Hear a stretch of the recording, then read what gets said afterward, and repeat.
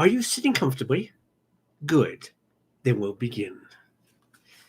Today's story is a tale of mystery, suspense, men of science, and a horror from beyond the stars. Who Goes There? By John W. Campbell Jr. Read by Carl. The place stank. A queer mingled stench that only the ice-buried cabins of an Antarctic camp know, compounded of reeking human sweat and the heavy fish oil stench of melted seal blubber.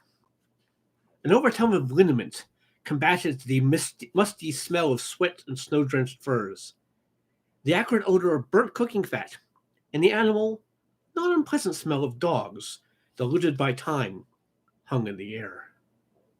Lingering odors of machine oil contrasted sharply with the taint of harness dressings and leather. Yet somehow, through all the reek of human beings and their associates, dogs, machines, and cooking, came another taint. It was a queer, neck-ruffling thing, a faint suggestion of an odor alien among the smells of industry and life. And it was a life smell. But it came from the thing that lay bound with cords of tarpaulin on the table, dripping slowly, methodically, out of the heavy planks, dank and gaunt under the unshielded glare of the electric light. Blair, the little bald-pated biologist of the expedition, twitched nervously at the wrappings, exposing clear dark ice beneath, and then pulling the tarpaulin back into place restlessly.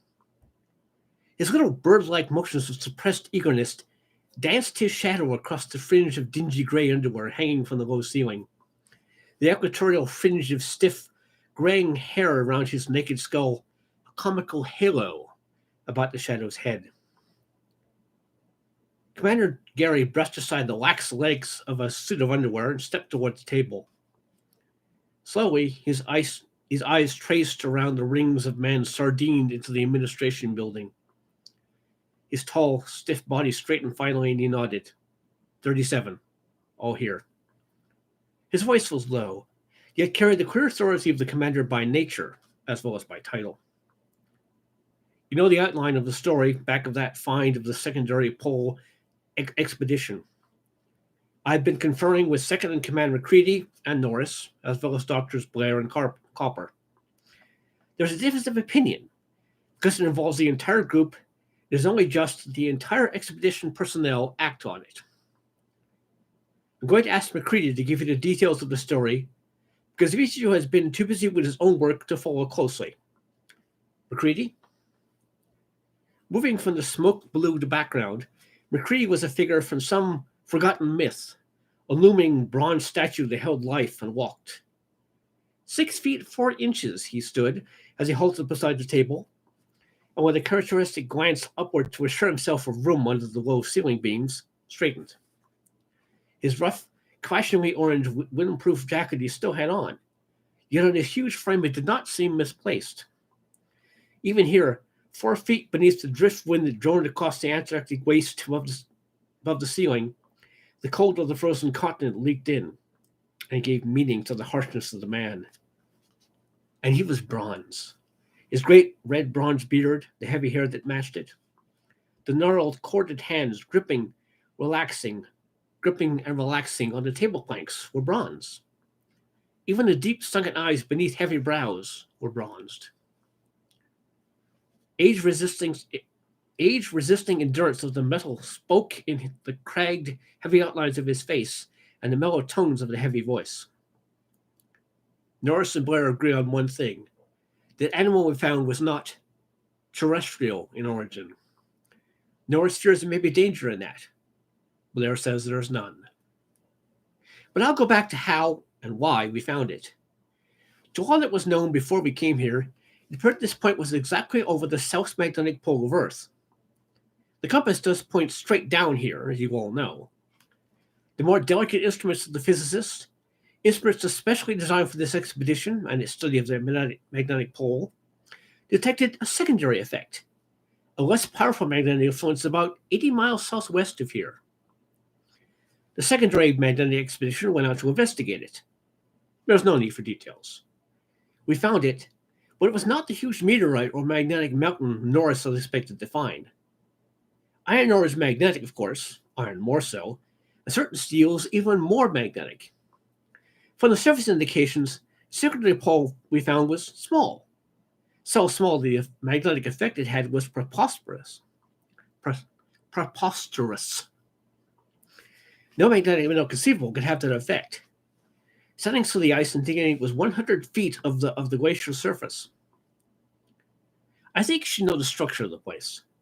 There's a broad plateau, level sweep that runs more than 150 miles due south from the secondary station, or so Van Wall says. He didn't have time or fuel to fly further, but was running smoothly due north right then. It was running smoothly due south then.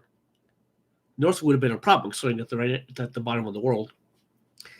Right there, where that buried thing was, there's an ice-bound mountain ridge, a huge granite wall of unshakable strength that has dammed back the ice creeping from the south. 400 miles due south is the South Polar Plateau. You've asked me at various times why it gets warmer here when the wind rises, and most of you know. As a meteorologist, I'd have staked my word that no wind could blow at minus 70 degrees, that no more than a 5-mile wind could blow at minus 50 without causing warming due to friction with the ground, snow, ice, and the air itself. We camped there on the lip of an ice-bound mountain range for 12 days. We generally camped in the blue ice to form the surface and escaped most of it.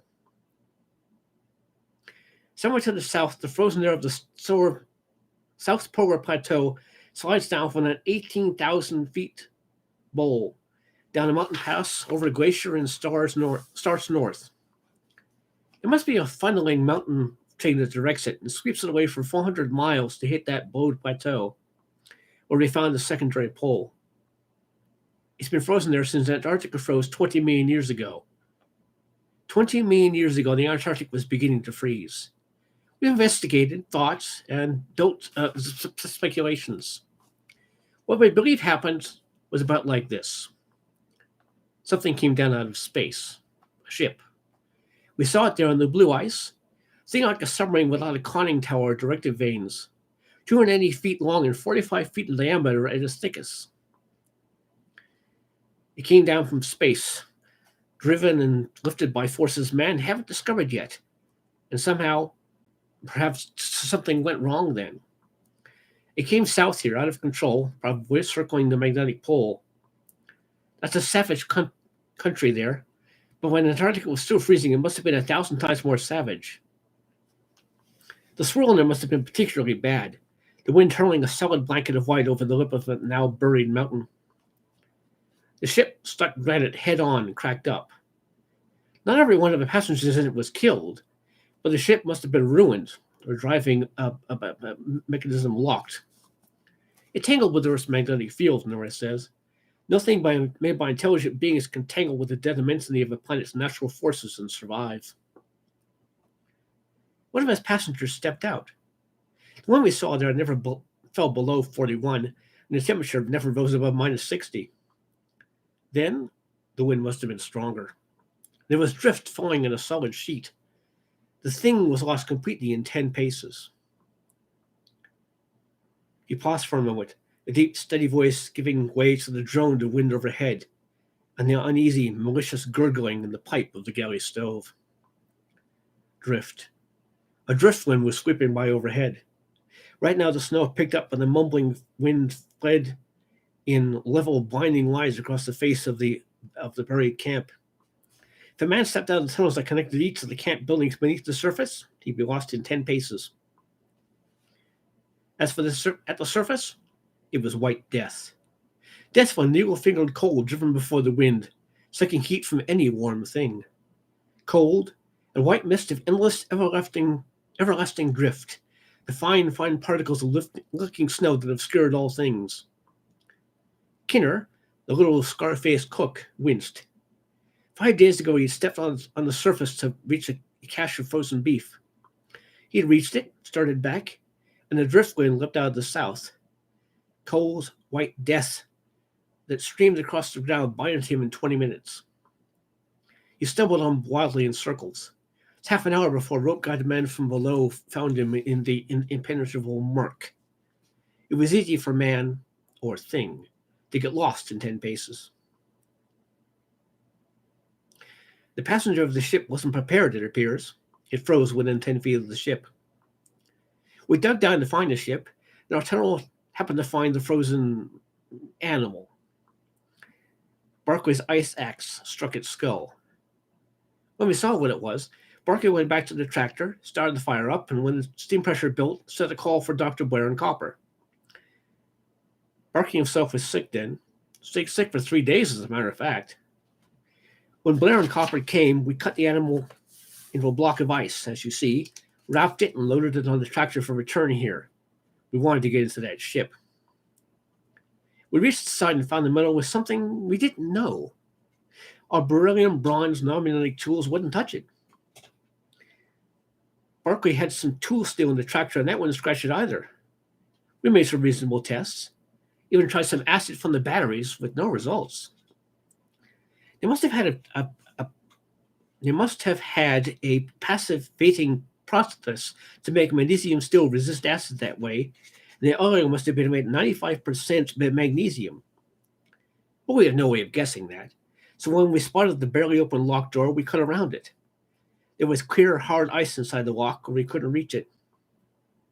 So the little crack we could look in and see that only metal and tools were in there, so we decided to loosen the ice with a bomb.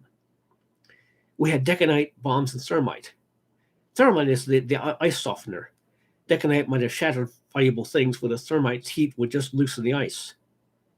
Copper, Norris, and I placed a 25-pound thermite bomb, wired it, took the connector up the tunnel to the surface. 100 yards to the other side of that granite wall, we set off the bomb. The magnesium metal of the ship caught, of course. The glow of the bomb flared and died, then it began to flare again. We ran back to the tractor, and gradually the glare built up. From where we were, we could see the whole ice field illuminated from beneath with an unbearable light. The ship's shadow was a great dark cone reaching off towards the north, where the twilight was just about gone. For a moment it lasted, and we counted 3 other shadow things that might have been other passengers frozen there. Then the ice was crashing down and against the ship. That's why I told you about that place. The wind sweeping now for the poles at our backs. Steam and hydrogen flame were torn away in white ice fog. The flaming heat under the ice there was yanked away towards the Antarctic Ocean before it touched us. Somewhere in the blinding inferno we could see great hunched things, black bulks glowing even so. They shed even the furious incandescence of magnesium for a time. Those must have been the engines, we knew. Secrets going in blazing glory. Secrets that might have given man the planets. Mysterious things that could lift and hurl that ship. And it sucked in the forces of the Earth's magnetic field. Insulation, something, gave way. All Earth's field they'd soaked up 20 million years before it broke loose. The aurora in the sky above licked down, and the whole plateau was bathed in cold fire that blanketed vision. The ice axe in my hand got red hot and hissed on the ice. Then the walls of ice crashed down it. For an instant it squealed the way dry ice does when it's pressed between metal. We were blind and groping in the dark for hours while our eyes recovered. We found every coil within a mile was fused rubbish, the dynamo in every radio set, the earphones and speakers. If we hadn't had a stream tracker, we wouldn't have gotten back. Van Wall flew in from Big Magnet at sunup. We came home as soon as we could. There's a history of that. Mercurius' great bronze beater gestured towards the thing on the table. Part 2. Blair stirred uneasily, his little bony fingers wrinkling under the harsh light. Little brown freckles on his knuckles slid back and forth as the tendons under the skin twitched. He pulled aside a bit of the tarpaulin and looked impatiently at the dark, ice-bound thing inside. McCready's big body straightened somewhat. He'd ridden the rocking, jarring steam tractor 40 miles that day, pushing on to Big Magnet. Even his Conwell had repressed by the anxiety to mix again with humans. The giant meteorologist spoke again. The problem was this. Blair wants to examine the thing, take it out and thaw it out and make microslates of its tissues and so forth. Norris doesn't believe it's safe. Blair does. Dr. Copper agrees pretty much with Blair. Norris is a physicist, of course, not a biologist, but he makes a point I think we should all hear. Blair's described the microscopic life forms biologists find living, even in this cold and inhospitable place. They freeze every winter and thaw every summer for 3 months and live. The point Norris makes is they thaw and live again. There must have been microscopic life associated with this creature. Norris is afraid we may release a plague, some germ disease unknown to Earth, if we thaw those things that have been frozen there for 20 million years. Blair admits such microlife might retain the power of living. Such unorganized things as individual cells can retain life for unknown periods when solidly frozen. The beast itself is as dead as those frozen mammoths they find in Siberia. Organized, highly developed life forms can't stand that treatment, but microlife could. Nor suggests we release some disease from that man, never having met it before. Nor suggests we may release some disease form that man, never having met it before, will be utterly defenseless against. The thing is not earthly. It does not seem likely it could have a life chemistry sufficiently like ours to make a cross-infection remotely possible. I would say there is no danger. McCready looked towards Dr. Copper. The physician shook his head slowly. None whatever, he asserted confidently. Man cannot infect or be infected by germs that live in such comparatively close relatives as the snakes. And they are, I assure you, his clean, shaven face grimaced uneasily, much nearer to us than that. Vance Norris moved angrily. He was comparatively short in this gathering of big men, some 5'8", and his stocky, powerful build tended to make him seem shorter. His black hair was crisp and hard, like short steel wire, and his eyes were the gray of fractured steel. If McCready was a man of bronze, Norris was all steel. His movements, his thoughts, his whole bearing had the quick, hard impulse of steel spring. His nerves were steel, hard, quick-acting, swift, corroding. How am I doing so far?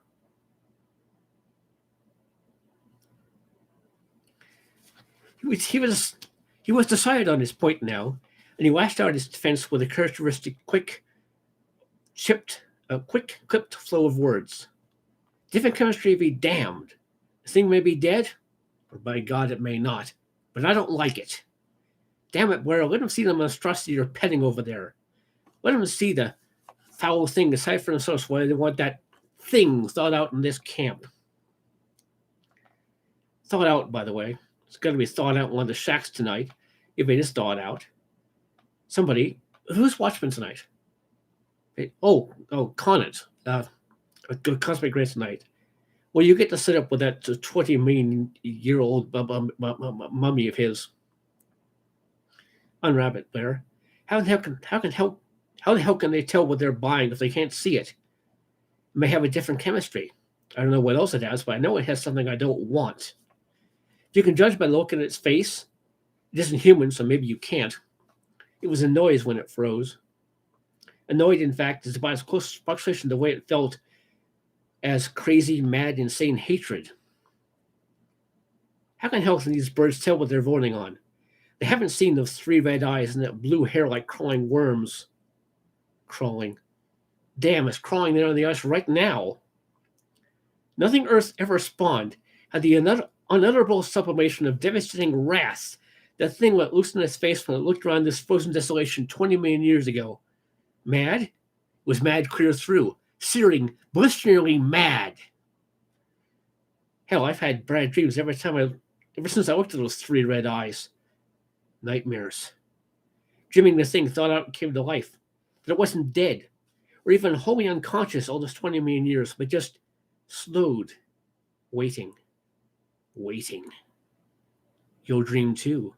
What that damn thing that Earth wouldn't want is dripping in the Cosmos house tonight. And Conant, Norris whipped toward the Cosmic Ray specialist. Would you have fun sitting all night in the quiet, wind whining above, and that thing dripping? He stopped for a moment and looked around. I know, that's not science. But this this is, it's psychology. You'll have nightmares for a year to come. Ever since I looked at that thing, I've had them. That's why I hate it. Sure I do. And I don't want it around. Put it back where it came from and let it freeze for another 20 million years. I had this full of nightmares. It wasn't made like we are, which was obvious, but different kinds of flesh that they can really control.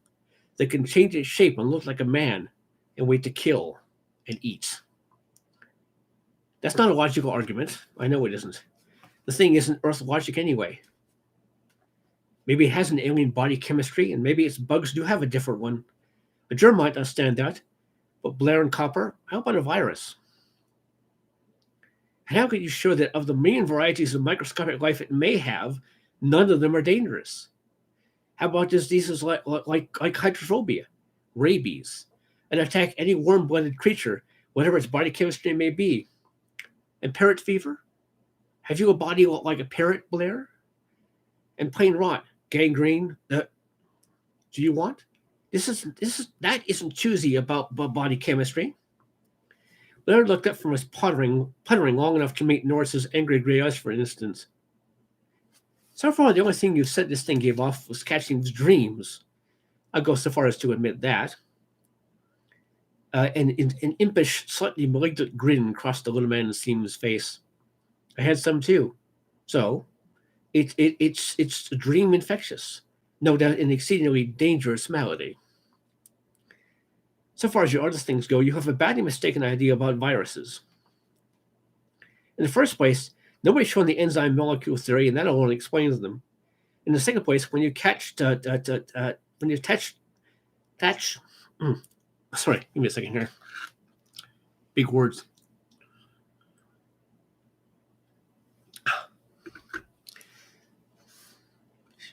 In the second place, when you catch tobacco mosaic or wheat rust, let me know.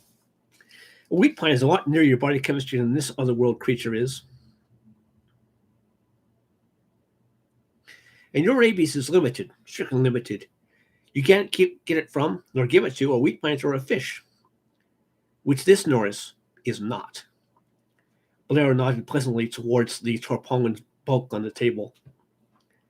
Well, thaw the damn thing in a tub of formalin if you must thaw it. I suggested that. And I've said there would be no sense in it. You can't compromise. Why did you and Commander Gary come down here to study magnetism? Why weren't you content to stay at home? There's magnetic force enough in New York. I can no more study the life this thing has. I can no more study the life this thing once had from a formalin pickled sample than you get the information you wanted back in New York. And if this one is so treated, never in all time to come can there be a duplicate. The race it came from must have passed away in 20 million years it lay frozen. So even if it came from Mars then, we'd never find its like. And the ship is gone. There's only one way to do this, and that's the best possible way. It must be thawed slowly, carefully, and not in formalin. Commander Gary stood forward again, and Norris stepped back, muttering angry. I think Blair is right, gentlemen. What do you say? Conrad grunted. Sounds right to us, I think. Only perhaps he ought to stand over it. Perhaps he ought to stand watch over it while it's thawing. He grinned ruefully, brushing a stray lock of ripe cherry hair back from his forehead. So I'd die, in fact, if he sits up with his jolly little corpse. Gary smiled slightly. A gentle chuckle of agreement rippled over the group. I should think any goose that may have had would have starved to death if it hung around here that long, Conrad, Gary suggested. And you are capable of taking care of it. Conrad shook himself uneasily. I'm not worried about ghosts. Let's see that thing. Eagerly, Blair was stripping back the ropes. A single throw of the tarpaulin revealed the thing.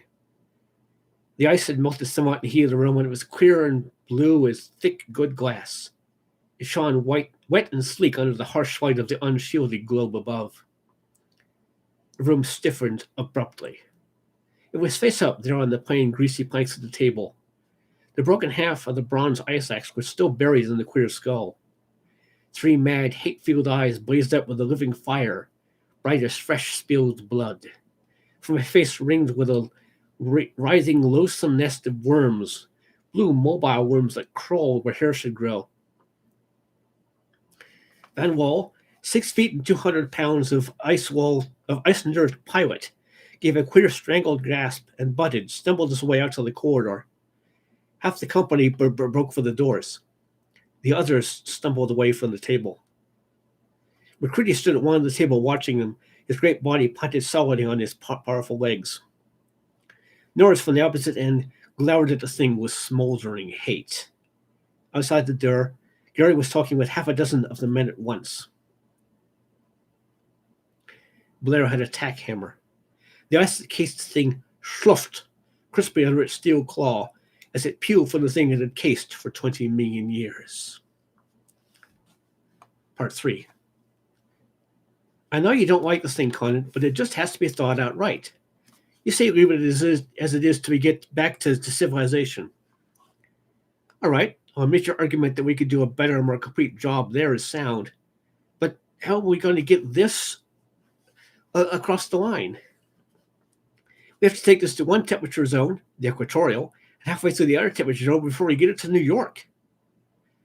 You don't want to sit with it one night. You suggest that I hang its corpse in the freezer with the beef? Blair looked up from his cautious chipping, his old freckled skull nodding triumphantly. Kinner, the stocky, scar-faced cook, saved Conant the trouble of entering. Hey, you listen, mister. You put that thing in the box for the meat, and by all the gods that ever were, I'll put you in to keep it company. You birds that brought everything movable into this camp onto my mess tables here already, and I had to stand for that. But you go putting things like that in my middle box, or even my meat catch here, and you cook your own damn grub. But Kinner, this is the only table in Big Magnet that's big enough to work on. Bar objected. Everybody's explained that. Yeah, and everybody's brought everything else in here. Clark brings his dogs in every time there's a fight and sews them up on that table. Ralston brings in his sledges. Hell, the only thing you haven't had on that table is the Boeing. And you'd have had that, and if you could figure out a way to get it through the tunnels. Commander Gary chuckled and grinned at Van Wall, the huge chief pilot. Van Wall's great blond beard twitched suspiciously as he nodded gravely to Kinner. You're right, Kinner. The aviation department is the only one that treats you right. It does get crowded, Kinner, Gary acknowledged, but I'm afraid we all find it that way at times. Not much privacy in an Antarctic camp. Privacy? What the hell is that? You know, the thing that really made me weep was when I saw Barkley marching here through here chanting, "The last lumber in the camp, the last lumber in the camp," and carrying it out to build that house in his tractor. Damn it, I missed that moon cut in the door he carried out more than I missed the sun when it set. That wasn't just the last lumber Barkley was walking off with. He was carrying off the last bit of privacy in this blasted place. A grin rode even on Conant's heavy face as Kinner's perpetual good-natured grouch came up again. But it died away quickly as his dark, deep-set eyes turned again to the red-eyed thing Blair was chipping from his cocoon of ice. A big hand ruffed his shoulder-length hair and tugged at a twisted lock fell behind his ear in a familiar gesture. I know that Cosmic Ray's shack's going to be too crowded if I have to sit up with that thing, he growled. Why can't you go on chipping the ice away from around it? You can do that without anybody butting in, I assure you. And hang the thing up over the power plant boiler. That's warm enough. It'll thaw out a chicken, even a whole side of beef, in a few hours. I know, Boyer protested, dropping his tack hammer to gesture more effectively with his bony, freckled fingers, his small body tense with eagerness. But this is too important to take any chances. Never was a find like this. There can never be again. It's the only chance men will ever have, and it has to be done exactly right.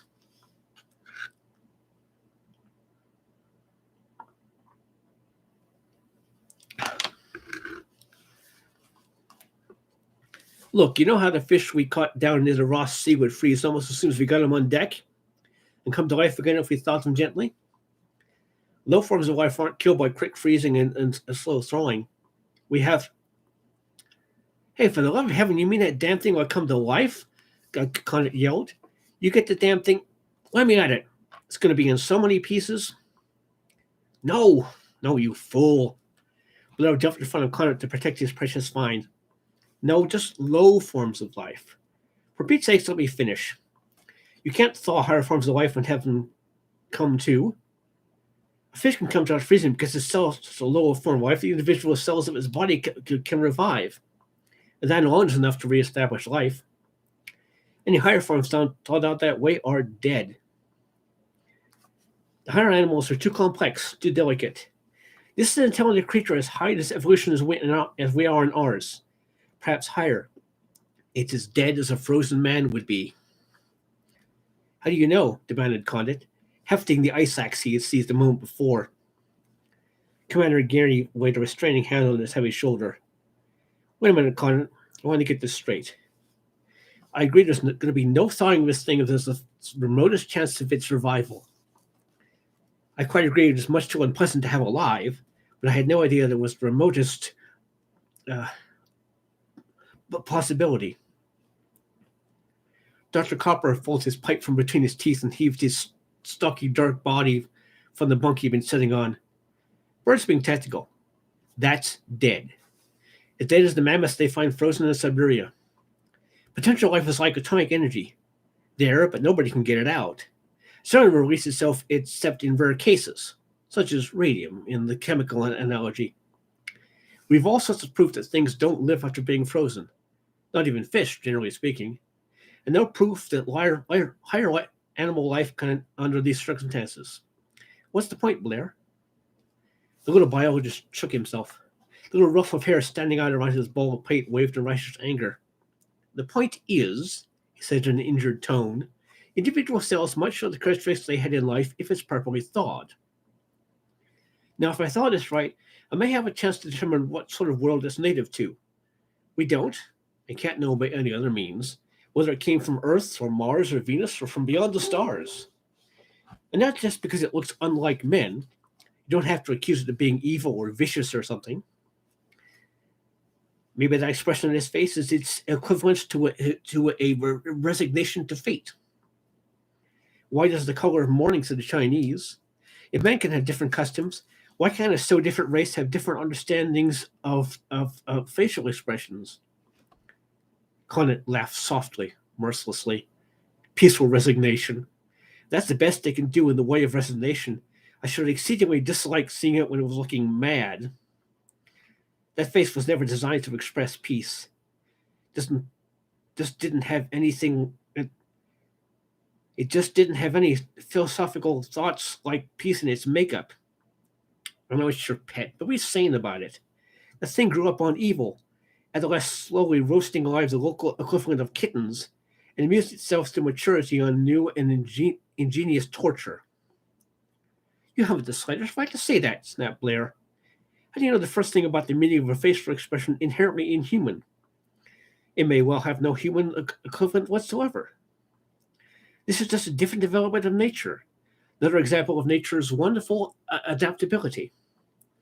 Growing in another, perhaps harsher world is different from in features, but is just as much a legitimate child of nature as you are.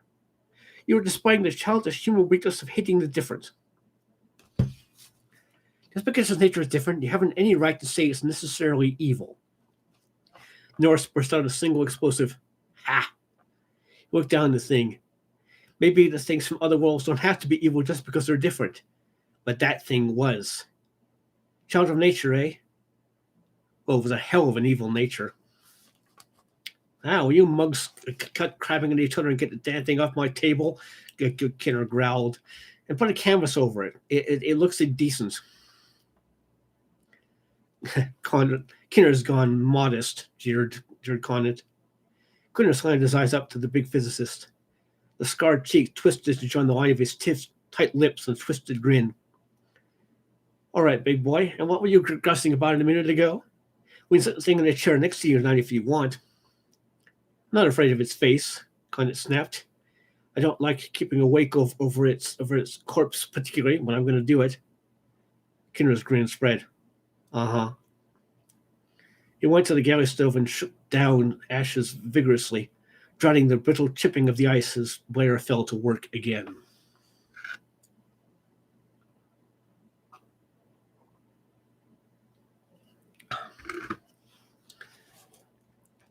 Part 4.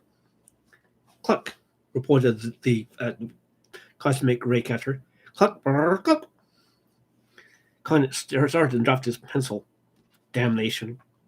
The physicist looked toward the far corner, back at the Geiger counter on the table near that corner, and crawled under the desk at which he had been working to retrieve the pencil. He sat down with work again, trying to make his writing more even. It tended to have jerks and quavers in it, in time with the abrupt, proud hen noises of the Geiger counter.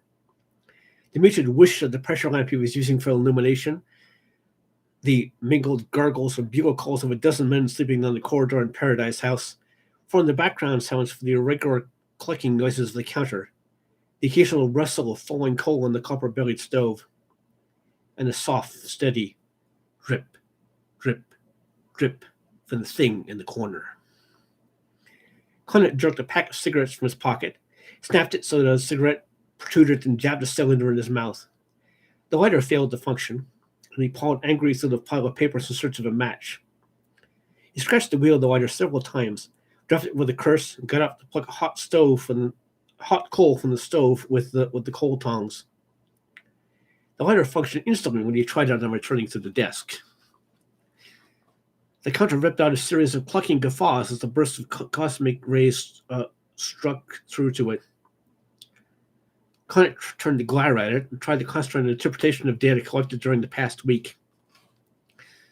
He gave up and yielded to curiosity, or nervousness, lifted the pressure lamp from the desk and carried it over to the table in the corner.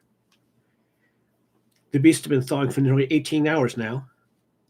He poked at it with an unconscious caution with the coal tongs. The flesh was no longer hard as armor plate, but it assumed a rubbery texture. It looked like wet rubber glistening under droplets of water, like little round jewels on the glare of the gasoline pressure lantern. Conant felt an unreasoning desire to pour the contents of the lamp's reservoir over the thing in its box and drop the cigarette in. The three red eyes glared up at him sightlessly, the ruby eyeballs reflecting murky, smoky rays of light. He realized vaguely they'd been looking at him for a very long time. Even vaguely understood that they were no longer sightless.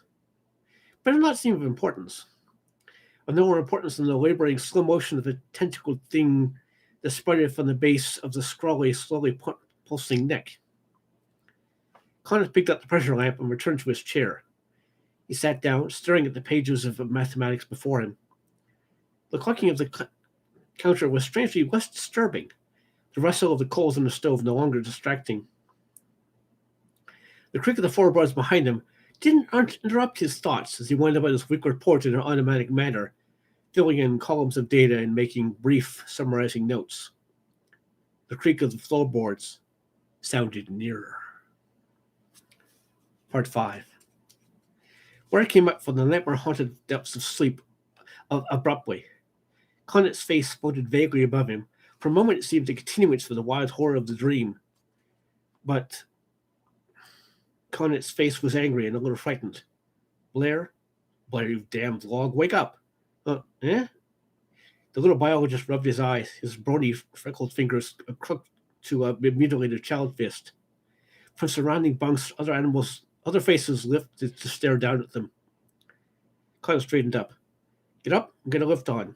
Your damn animals escaped. Escaped? What? Chief Pilot Van Wall's bull voice roared out with a volume that shook the walls. The dozen inhabitants of Paradise House tumbled in abruptly. Berkeley, stocky and bulbous, long woolen underwear, carrying a fire extinguisher. What the hell's the matter? Berkeley demanded. Your damn beast got loose. I fell asleep about 20 minutes ago, and when I woke up, the thing was gone. Hey, Doc, the hell you say those things can't come to life? Blair's plastic potential life developed a hell of a lot of potential and walked out on us. Copper stared blankly. It wasn't earthly, he soused suddenly. I guess earthly laws don't apply. Well, it applied for leave of absence and took it. We've got to find it and capture it somehow. Conant swallowed bitterly, his dark, deep-set eyes sullen and angry. It's the wonder the hellish creature didn't eat us in our sleep. Ware stared back, his pale eyes suddenly first struck. Maybe it did. We'll have to find it. You find it. It's your pet. If I had all I want to do with it. Sitting there for 7 hours with the counter clucking every few seconds to new birds and here singing night music. The wonder I got to sleep. I'm going to the ad building. Commander Gary ducked through the doorway, pulling his belt tight. You won't have to. Van's roar sounded like the Boeing taking off downwind. So it wasn't dead? I didn't carry out on my arms, I assure you, Conant snapped. The last I saw, that split skull was oozing green goo. Doc, this sort of laws don't work. It's unearthly. Well, it's an unearthly monster with an unearthly disposition, judging by the face, wandering around with a split skull and brains oozing out.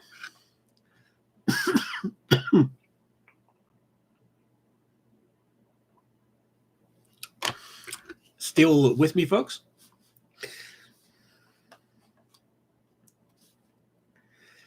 Norris and McCready appeared in the doorway filling with other shivering men.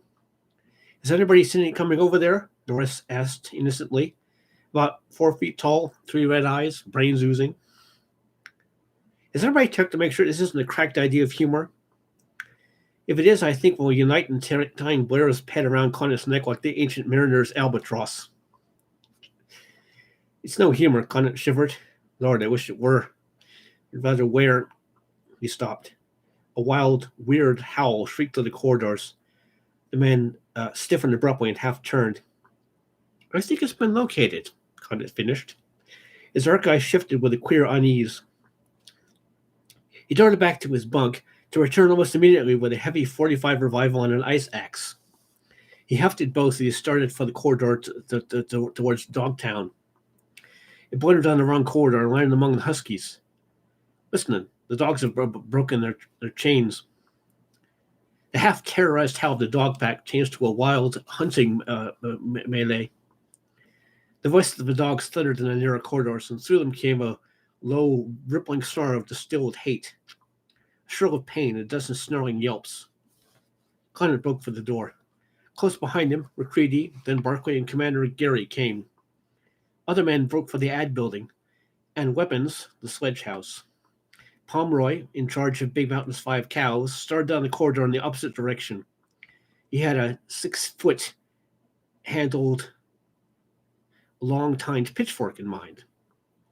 Barclay slid to a halt as McCready's giant bulk turned abruptly away from the tunnel leading to Dogtown and vanished off at an angle.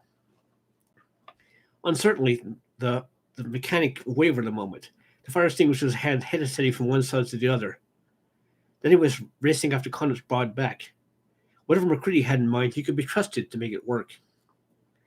Conant stopped at the bend of the corridor. His breast hissed suddenly to his throat. Great God. The revolver exploded thunderously. 3 numbing, palpable waves of sound crashed through the confined corridor. 2 more. The revolver dropped to the hard-packed snow of the trail, and Barclay saw the ice axe shift into the defensive position.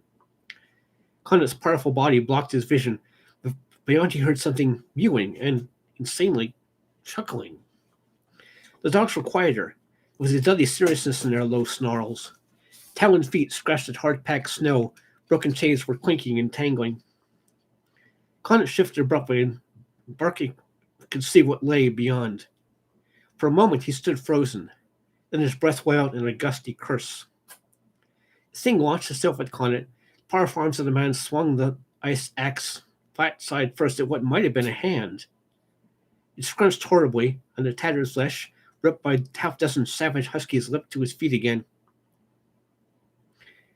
The red eyes blazed with an unearthly hatred, an unearthly, unkillable vitality.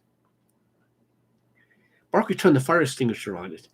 The blinding, blistering stream of chemical spray confused it, baffled it, together with the savage attacks of the huskies.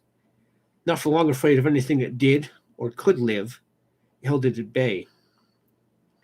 McCready wedged men out of his way and drove down the narrow corridor, packed with men unable to reach the scene.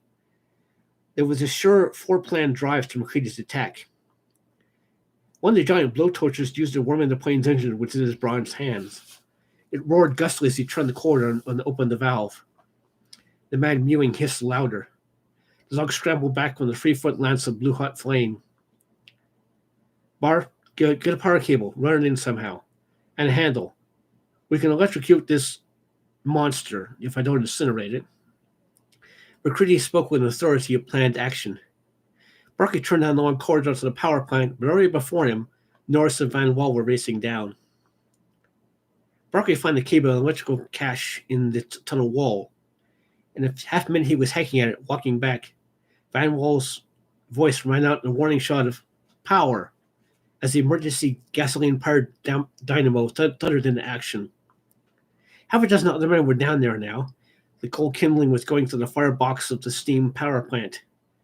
Norris, cursing in a low, deadly monotone, was working with quick, sure fingers on the other end of Barkley's cable, splicing in a contactor in one of the power leads. The dogs had fallen back when Barkley reached the corridor bend, fallen back for a fierce monstrosity that glared from baleful red eyes, mewing in trapped hatred.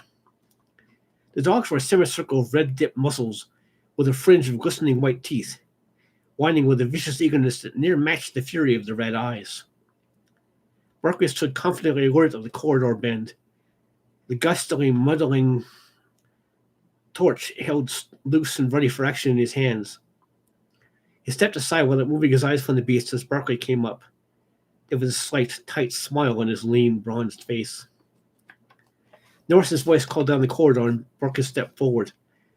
The cable was taped to the long handle of a snow shovel. The two conductors split and held 18 inches apart by a scrap of lumber lashed at right angles across the far end of the handle. Bare copper conductors, charged with 220 volts, glinted in the light of pressure lamps. The thing mewed and halted and dodged. McCready advanced to Barkley's side. The dog beyond sensed the plan with the almost telepathic intelligence from trained huskies. Their whimpering grew shriller, softer. Their mincing steps carried them nearer. Abruptly, a huge, night-black Alaskan leapt out of the trapped thing.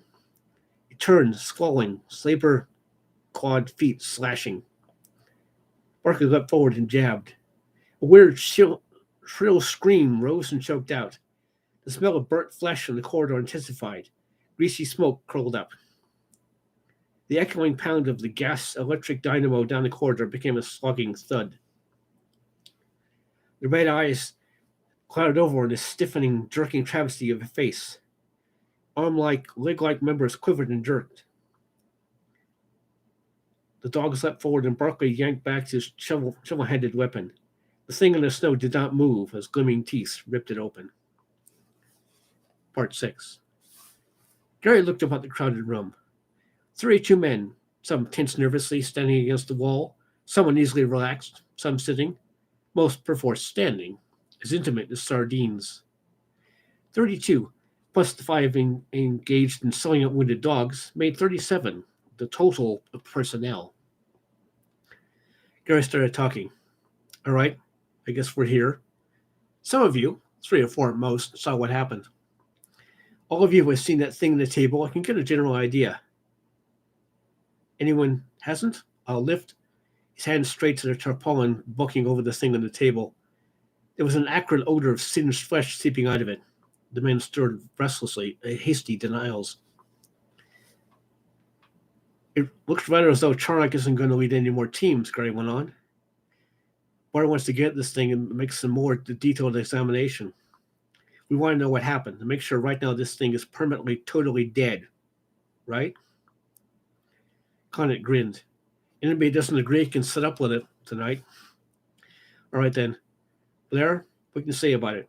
What was it? Gary turned to the little biologist. I wonder if we ever saw its natural form. Blair looked at the covered mass. It may have been imitating beings that built that ship, but I don't think so. I think that was its true form. Those of us who were up near the bend and saw the thing in action, the thing on the table was the result. When it got loose, apparently, it started looking around. Antarctica still frozen it was ages ago when the creature first saw it, and froze. From observations when it was thawing out, and the bits of tissue I cut and hardened down, I think it was native to a hotter planet than Earth. He couldn't, in his natural form, stand the temperature. There's no life from Earth that can live in Antarctica during the winter, but the best compromise is the dog. He found the dogs and somehow got near enough to Charnock to get him. The others heard it, smelled it, heard it, I don't know. Anyway, they went wild and broke, changed, and attacked it before it was finished. The thing we found was part charnock, clearly only half dead, part charnock half digested by the jelly-like protoplasm of that creature. Part the remains of the thing we originally found, sort of melted down to the basic protoplasm. When the dogs attacked it, it turned the best fighting thing it could think of. Some other world beast, apparently. Turned, snapped Gary. How? Everything I think is made of jelly. Protoplasm and minute microscopic things called nuclei, which control the bulk. This thing was just a modification of that same worldwide plan of nature. You physicists might compare it, individual cell of any living thing, with an atom. The bulk of the atom, this fist-filling part, is made up of the electron orbits for the character of things determined by the atomic nucleus. This isn't wildly beyond what we already know, just a modification we haven't seen before. It's as natural, as logical as any other manifestation of life. It obeys exactly the same laws. The cells are made of protoplasm, their character determined by the nucleus. Only in this creature, the cell nuclei can control these cells at will. As digested charnock, and as is digested, so that every cell of its tissue can shape its own cells to imitate them perfectly. Parts of the time to finish changing, are dog cells, but they don't have dog cell nuclei. Blair lifted fractions of pollen. A torn dog's leg with stiff gray hair protruded. This isn't dog at all. It's imitation. Suppose, asked Norris bitterly, it had had lots of time. Then it would have been a dog. The other dogs would have accepted it. We would have accepted it. Don't think anything would have distinguished it, not microscope or X-ray or any other means. This is a member of a supremely intelligent race, a race that has learned the deepest secrets of biology and turned it to its use. What was it planning to do? Berkeley looked at the humped tarpaulin. Blair grinned unpleasantly.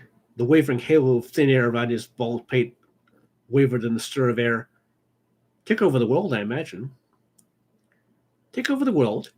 Just it, all by itself, Conant gasped. Set itself up as a lone dictator? No, Blair shook his head.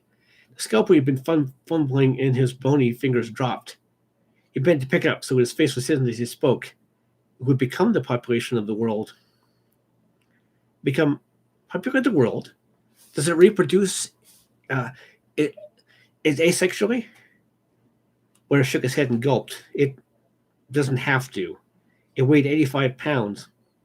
Charnock weighed about 90. It would have become Charnock and had 85 pounds left to become, Jack, for instance, or Chinook.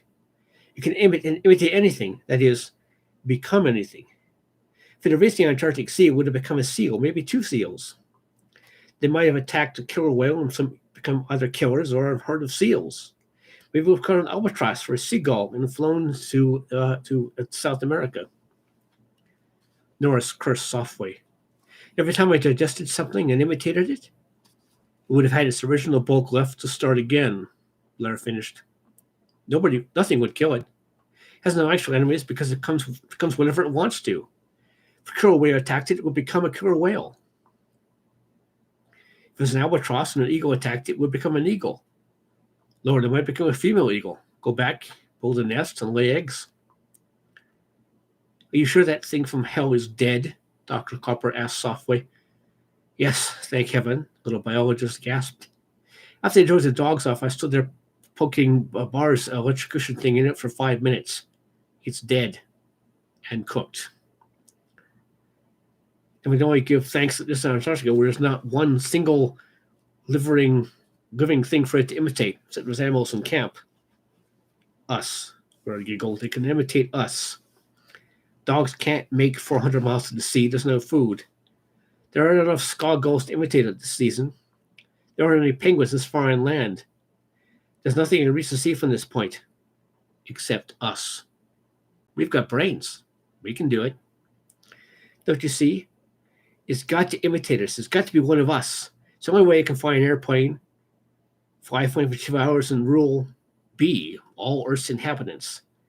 A world for the taking if it imitates us. It didn't know yet, hadn't had a chance to learn. It was rushed, hurried, took the thing nearest its own size. Look, I'm Pandora. I opened the box.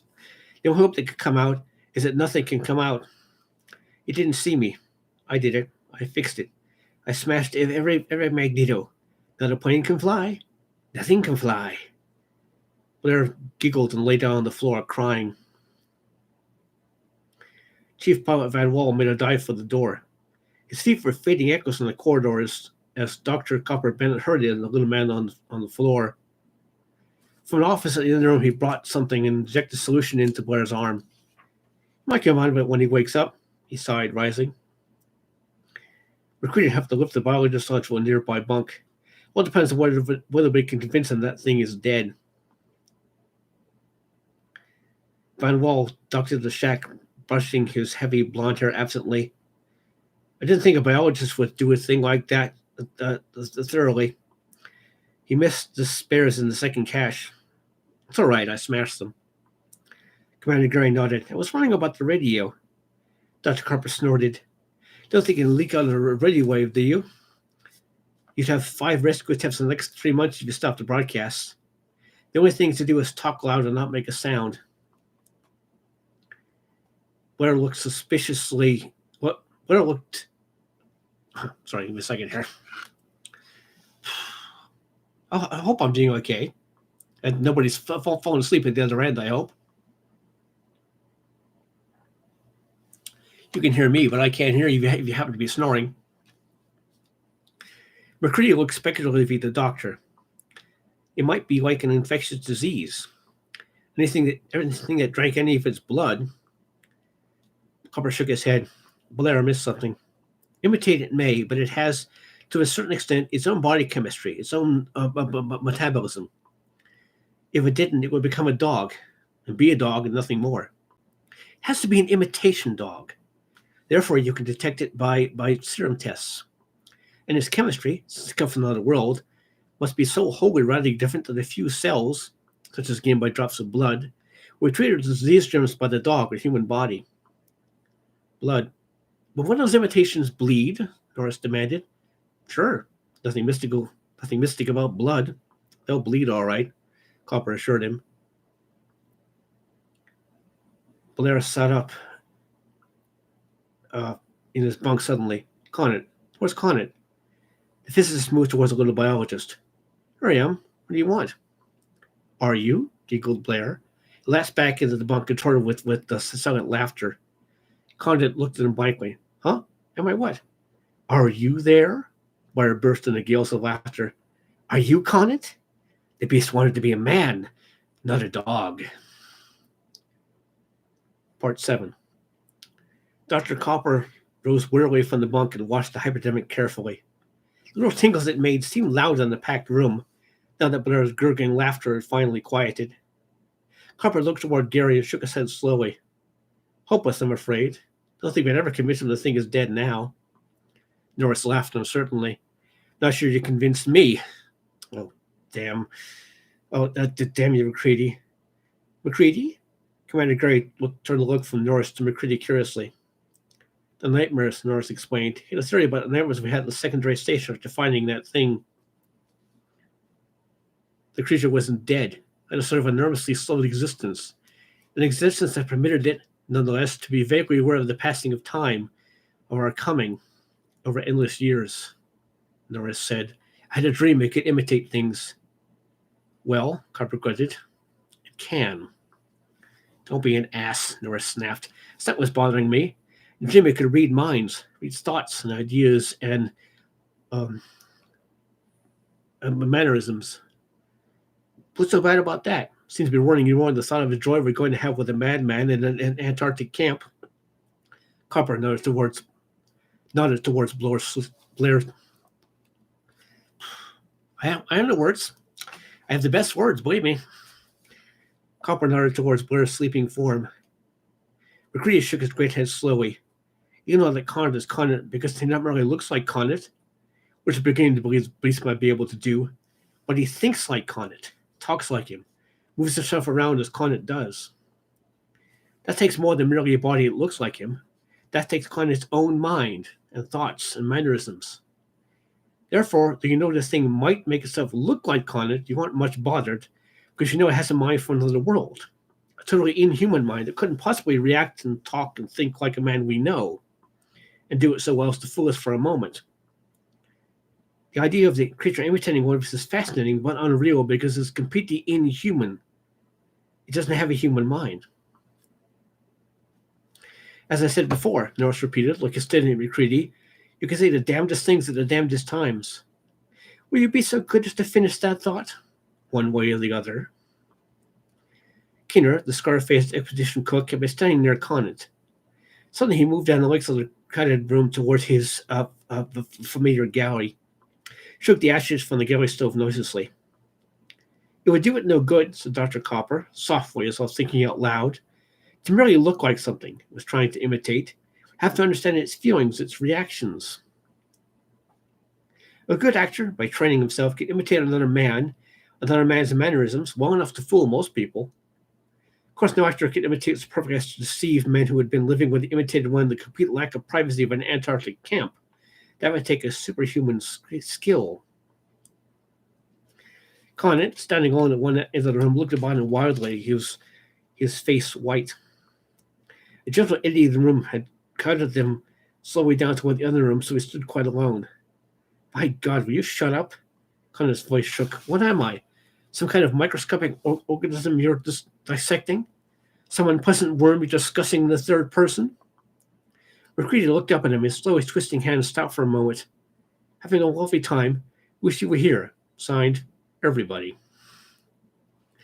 Conant, if you think you're having a hell of a time, just move over to the other end for a while. You've got one thing we haven't. You know what the answer is. I'll tell you this. Right now, you're the most feared and respected man in this whole camp. Lord, I wish you could see your eyes. Conant gasped. Stop staring, will you? What the hell are you going to do? Have you any suggestions, Dr. Copper?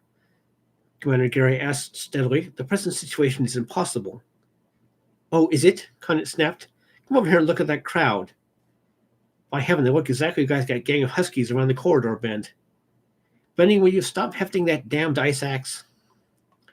The coppery blade rang on the floor as the aviation mechanic nervously dropped it. He banked over and picked it up instantly, hefting it slowly, turning in his hands, his brown eyes moving jerkily about the room. Copper sat down on the bunk beside Blair. The wood creaked noisily in the room. Microscopic examination, said the doctor thoughtfully, will be useless, as Blair pointed out. Considerable time has passed. However, serum tests would be definitive. Serum tests? Commander Gary asked. If I had a rabbit that had been infected with human blood, a poison to rabbits, of course, since the blood of animals saves out a rabbit, and the injections continue increasing for some time, the rabbit would be human immune. A small quantity of his blood were drawn off, allowed to separate in the test tube, and the clear serum, a bit of human blood, were added. It would be a visible reaction, proving the blood was human. If cow or dog blood were added, or any protein material other than one thing, no reaction would take place. That would prove definitely. Can you suggest where I might catch a rabbit for you, Doc? Norris asked. That is, nearer than Australia. We don't want to waste time going that far. No, there aren't any rabbits in Antarctica, Copper nodded, but that's simply the usual animal. Any animal except man will do. A dog, for instance. It will take several days and due to the greater size of the animal, considerable blood. Two of us will have to contribute. What I do? Gary asked. They will make two, Copper nodded. I'll get to work on it right away. What about Con in the meantime? Kinner demanded. I'm going out that door and head for the Ross Sea before I cook for him. He may be human, Copper started. Connor burst out in a flood of curses. Human? Maybe human, you damn sawbones. What do you think I am? A monster, Copper snapped sharply. Shut up and listen. Connor's face drained with color as he sat down heavily as the indictment was put in words. Until we know as well as we do, we have reason to question the fact. We may be reasonably expected to lock you up. If you are unhuman, you're a lot more dangerous than poor Blair there, and I'm going to see that he's locked up thoroughly. I expect his next stage will be a violent desire to kill you, all the dogs, and probably all of us. When he wakes, he'll be convinced we're all inhuman. Nothing planet will ever change his conviction. It would be kinder to let him die, but we can't do that, of course. He's going in one shack, and you stay in Cosmos House with your cosmic ray apparatus, which is about what you do anyway. I've got to fix up a couple of dogs. Conant nodded bitterly. I'm human. Hurry that test. Your eyes. Lord, I wish you could see your eyes staring. Commander Gary walked anxiously as Quark, the dog handler, held the big brown Alaskan husky while Copper began the injection treatment. The dog was not anxious to cooperate. The needle was painful, and already had experienced considerable needlework that morning. How long will that take? Gary asked, pressing his arm gently. It was sore from the prick of the needle Dr. Copper had used to withdraw blood. Copper shrugged. I don't know, to be frank. I know the general method. I've used it on rabbits. But I haven't done it with dogs. In civilized places, you can buy a stock of human immune rabbits from suppliers, and not many investigators take the trouble to prepare their own. What do they want with them back there? Quark asked. Well, criminology is one large field. A says he didn't murder B. The blood on the shirt came from killing a chicken. The state makes a test, and it's the A to explain how it is the blood reacts on human immune rabbits, but not on chicken immunes. What are we going to do with Blair in the meantime? Gary asked wearily. It's all right to let him sleep where he is for a while, but when he wakes up... Barkley and Benning are fitting some bolts on the door of Cosmos House, Copper replied grimly. Conant is acting like a gentleman. I think perhaps the way other men look at him makes him rather want privacy. Lord knows, before now we've always individually prayed for a little privacy. Quark laughed bitterly. Not anymore, thank you. The more the merrier. Blair, Copper went on, will also have to have privacy. And locks. He's got to have a pretty definite plan in mind when he wakes up. Ever heard the old story of how to stop hoof and mouth disease in cattle? You get rid of it by killing every animal that exhibits it, every animal that's been near a diseased animal. Blair's a biologist, and he knows that story. He's afraid of this thing we loosed. The answer is probably pretty clear in his mind right now. Kill everyone and everything in the camp before wandering albatross coming in with the spring catches up this way and catches the disease. Quark's lips curled in a twisted grin. Sounds logical to me. Things get too bad, we better let Blair get loose. We'll save us committing suicide. Copper laughed softly. The last man alive and big mad wouldn't be a man, he pointed out. Somebody's got to kill those creatures that don't desire to kill themselves, you know. We don't have enough thermite to do it all at once. I have an idea that even small pieces of one of these things would be self-sufficient.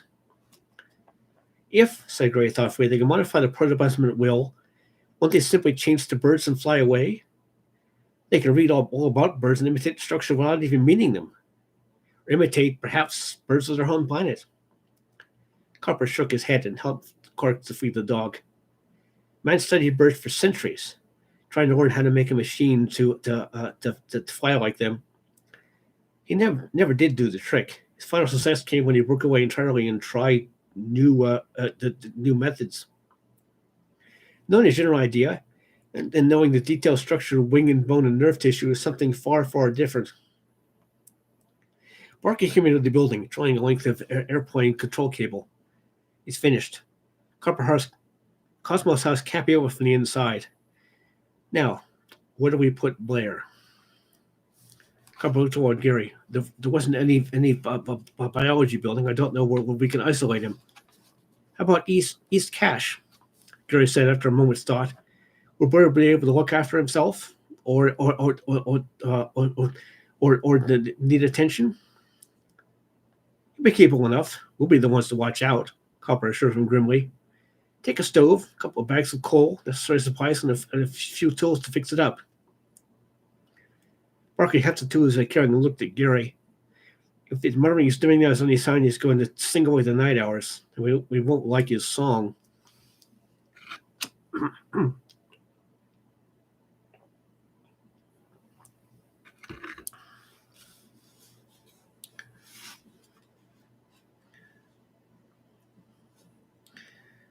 By the way, Commander, what are we going to do this spring now the planes are out of it? Gary sighed. I'm afraid our expedition is going to be a loss. We can't divide our strength now.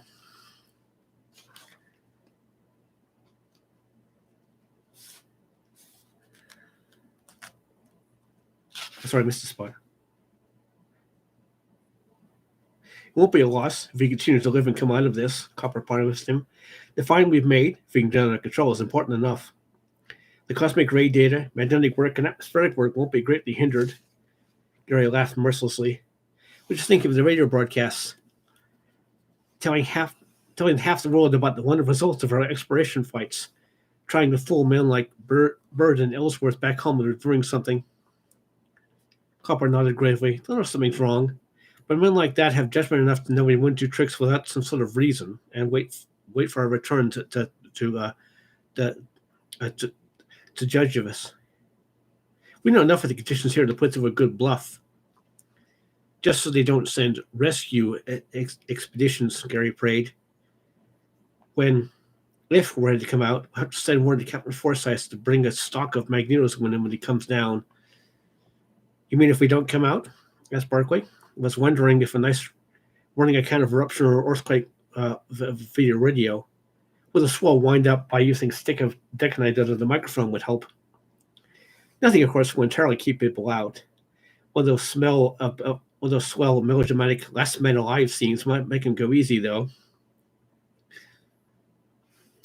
Gary smiled with genuine humor. Is there anybody in camp trying to figure that one out, too? Copper laughed. What do you think, Gary? We're confident we can win out. Well, not too easy about it, I guess. Clark grinned up from the dock. He was penning at the calmness. Confident, did you say, Doc? Part 8. Blair moved restlessly around the small shack. His eyes jerked and quivered in vague, fleeting glances at the four men with him. Barclay, 6 feet tall and weighing over 190 pounds. McCready, a bronze giant of a man. Dr. Copper, squat, short, powerful. And Benning, 5 feet 10 of wiry strength. Blair was huddled up against the far wall of the East Cache cabin, his gear piled on the middle floor beside the heating stove, forming an island between him and the four men. His bony hands clenched and fluttered, terrified. I don't want anybody coming here. I'll cook my own food, he snapped nervously. Keener may be home now, but I don't believe it. I'm going to get out of here. I'm not going to eat any food you sent me. I want cans. Sealed cans. Okay, Blair, we'll bring them tonight, Brucker promised. You've got coal and the fire started. I'll make it last. Brucker stuttered forward. Blair instantly skirted to the far corner. Get out! Keep away from me, you monster! The little biologist shrieked and tried to claw his way to the wall of the shack. Keep away from me! Keep away! I won't be absorbed! I won't be! Berkeley relaxed and moved back. Dr. Copper shook his head. Leave him alone. It's easier for him to fix the thing himself. The four men let themselves out. Efficiently, Benning and Berkeley fell to work.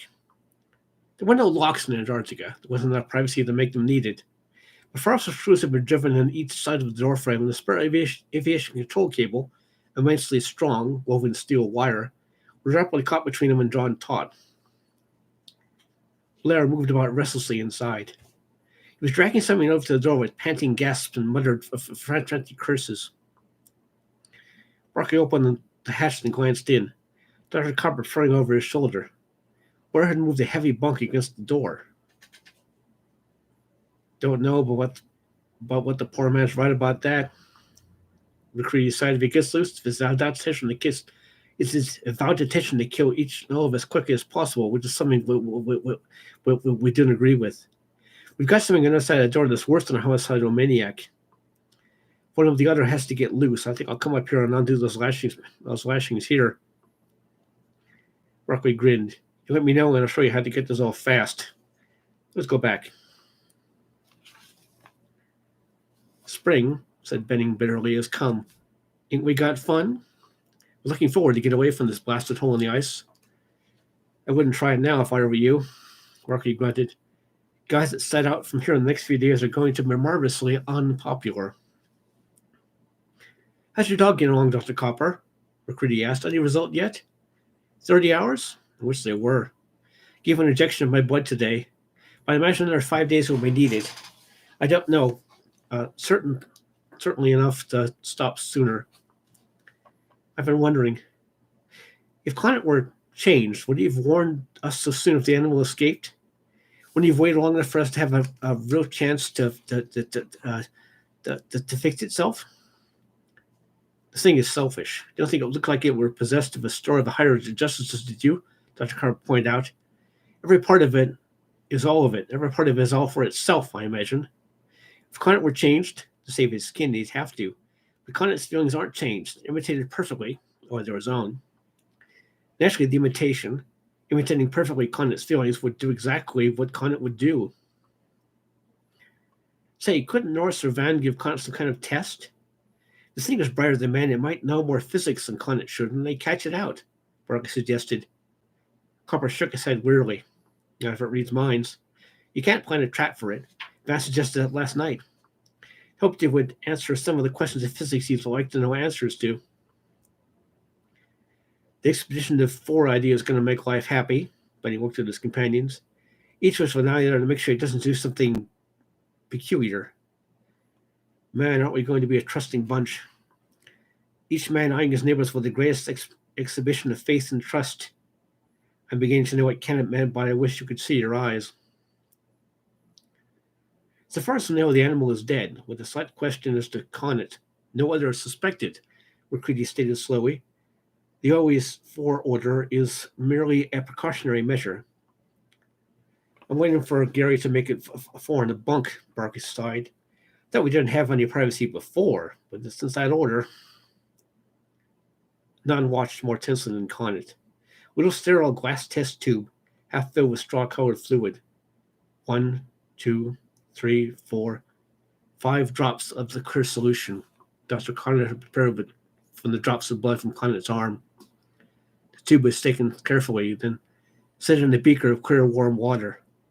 The thermometer read blood heat. A little thermostat clicked noisily, and the electric hot plate began to glow as the lights flickered softly.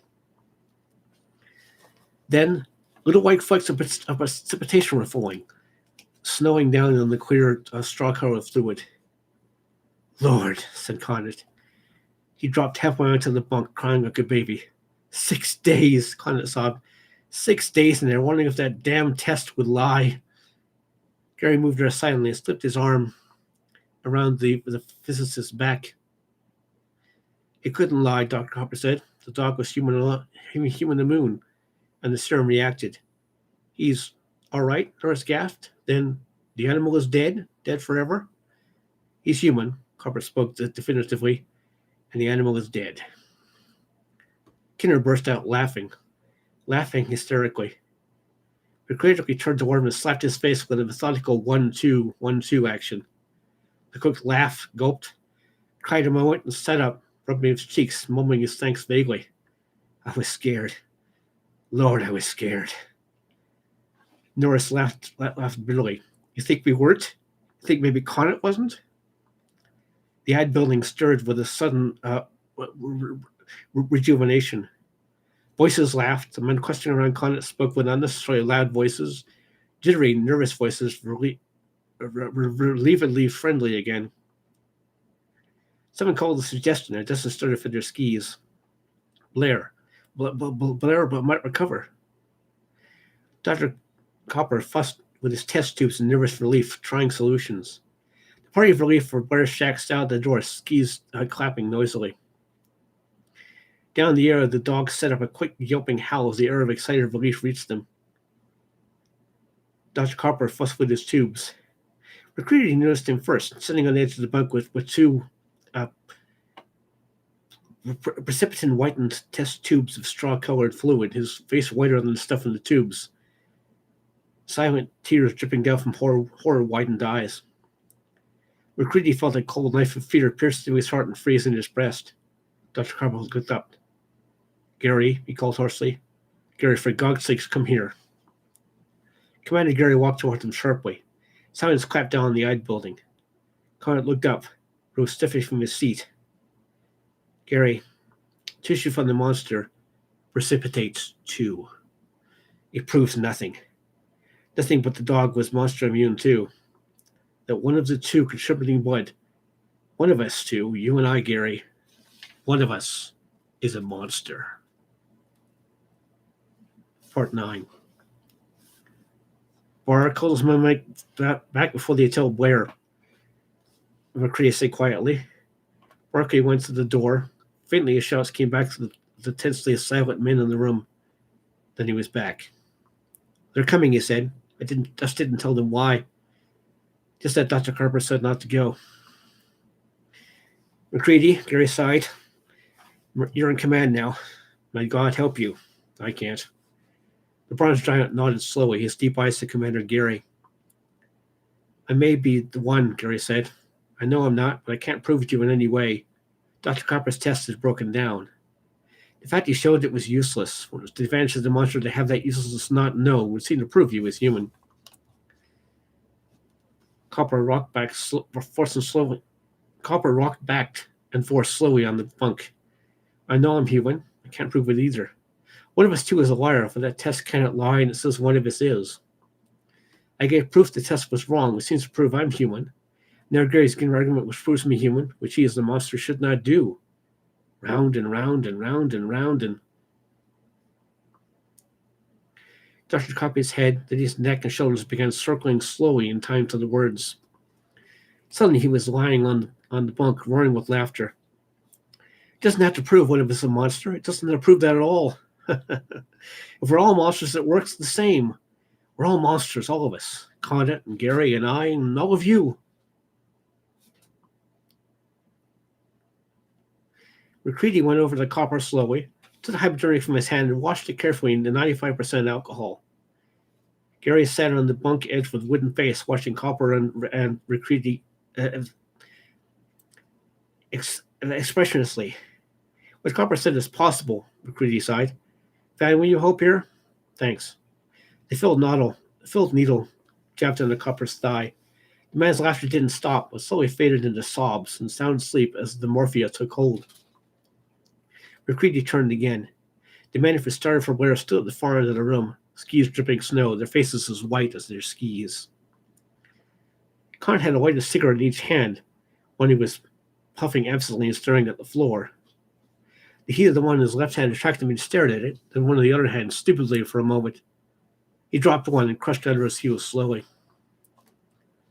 Dr. Copper, McCready reported, could be right. I know I'm human, but of course can't prove it. I repeat the test for my own information. Any of you others who wish to may do the same. 2 minutes later, McCready had a test tube with white precipitin settling slowly from straw-colored serum. It reacts to human blood too, so they aren't both monsters. I don't think they were, Van Wall sighed. They wouldn't have sought to use the monsters either. We'd destroy them if we knew.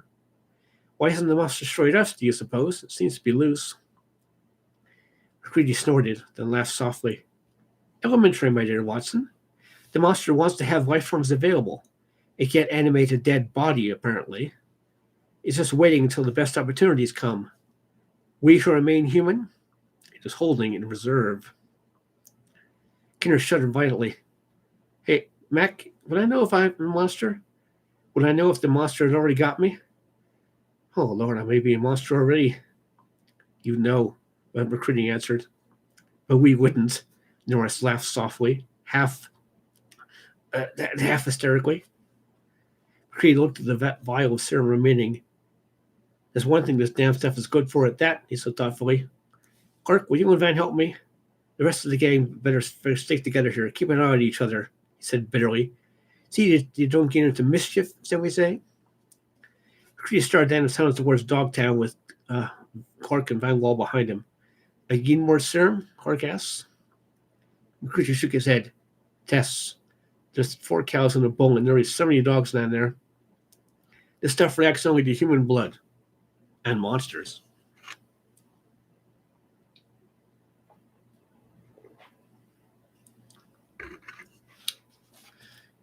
Still with me, folks? Hope so. McCready came back to the ad building and went silently to the washstand. Clark and Van Wall joined him a moment later. Clark's lips had developed into a tick, jerky and sudden, unexpected sneers. What did you do? Connor exploded suddenly. More uh, immunizing? Clark snickled and stopped with a hiccup. Immunizing. Ha! Immune, all right. That monster, said Von Fall steadily, is quite logical. Our immune dog was quite all right. We drew a little serum for the tests, but we won't make any more. Can you use one man's blood on another dog? Doris began. There aren't, said McCrinny softly, any more dogs. Nor cattle, I might add. No more dogs? Benning sat down slowly. They're very nasty when they start changing, Van Wall said precisely, but slow. That electrocution iron you made at Berkeley is very fast. There's only one dog left, our immune. The monster left that for us so we could play by the little tests. The rest? He shrugged and dried his hands. The cattle? Gulped Kinner. Also, reacted very nicely. They look funny as hell when they start melting. The beast hasn't any quick escape when it's tied in dog chains or halters, and it had to be to imitate. Kinner stood up slowly. His eyes down the room and came to rest, horribly quivering on a tin bucket in the galley. Slowly, step by step, he retreated towards the door, his mouth opening and closing silently like a fish out of water. The milk, he gasped. I milked him an hour ago. His voice broke into a scream as he drove through the door. It was out in the ice cap without windproof or heavy clothing. Van Wall looked at him for a moment thoughtfully. He's probably mad, he said at length, but he might be a monster escaping. He hasn't skis. Take a blowtorch, in case. The physical motion of the chase helped him, something that needed doing. See, the other men were quietly being sick. Norris was lying flat on his back, his face greenish, looking steadily at the bottom of the bunk above him. Mac, how long have the cows been not cows? McCready shrugged his shoulders hopelessly. He went over to the milk bucket with a little tube of serum went to work on it. The milk clouded, making certainty difficult. Finally, he dropped the test tube on the stand and shook his head.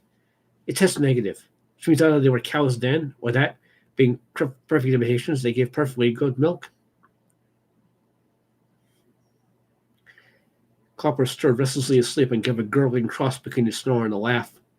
Silent eyes fanced on him. Would Morphia, a monster? Somebody started to ask. Lord knows, McCready shrugged. It affects every earthly animal I know. Conant suddenly raised his head.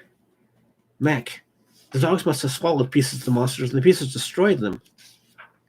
The dogs were when the monster resided. I was locked up. Doesn't that prove? Van Wall shook his head. Sorry. Proves nothing about what you are, only proves what you didn't do. It doesn't do that, McCready sighed. We're helpless. Because we don't know enough, and so generally we don't think straight. Locked up. Ever watch a white corpuscle of the blood go through the wall of a blood vessel? It sticks on a pseudopod, and there it is, on the far side of the wall. Oh, said Von Wall unhappily. The cows tried to melt down, didn't they? They could have melted down, become just a thread of stuff and leaked under a door to reach on the other side. Ropes? No, they wouldn't do it. They couldn't live in a sealed tanker. If, McCready said, you shoot into the heart and it doesn't die, it's a monster. That's the best test I can think of offhand. No dogs, said Gert quietly, and no cattle. Has to imitate men now. And locking up doesn't do any good. Your test might work, Mac, but I'm afraid it will be hard on the men. Part 10. Clark looked up from the galley stove as Van Wall, Barkley, McCready, and Benning came in, brushing the dirt from their clothes. The other men jammed into the art ad building, continued studiously to do as they were doing, playing chess, poker, reading. Quite plenty to the corridor, despite two closed doors, they could hear Kinner's voice. Clark banged a kettle on the galley stove and beckoned McCready silently. The meteorologist went over to him. I don't mind the cooking so damn much, Clark said nervously. But isn't some way to stop that bird? We all agreed it could be safe to move him to the Cosmos house. Kinner, McCready nodded towards the door. I'm afraid not. I could dope him, I suppose. We don't have an unlimited supply of morphia, and he's not in danger of losing his mind. Just hysterical. We're in danger of losing ours. He went out here for an hour and a half. He's been singing steadily ever since, but it's going for 2 hours before. There's a limit, you know. Gary walked over slowly. For an instant, McGreedy caught the feral spark of fear, horror in Clark's eyes, and knew at the same time it was in his own. Gary or Copper, was certainly a monster.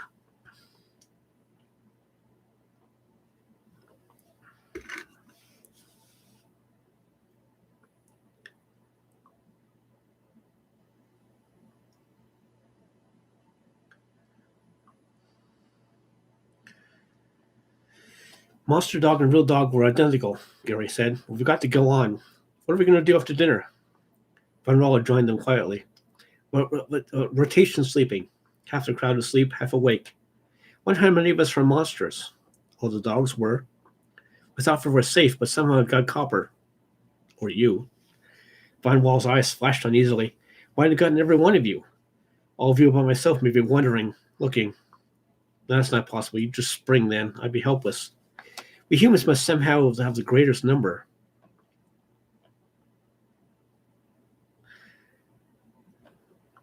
McCready laughed shortly. You're doing what Norris complained of in me, leaving and hanging.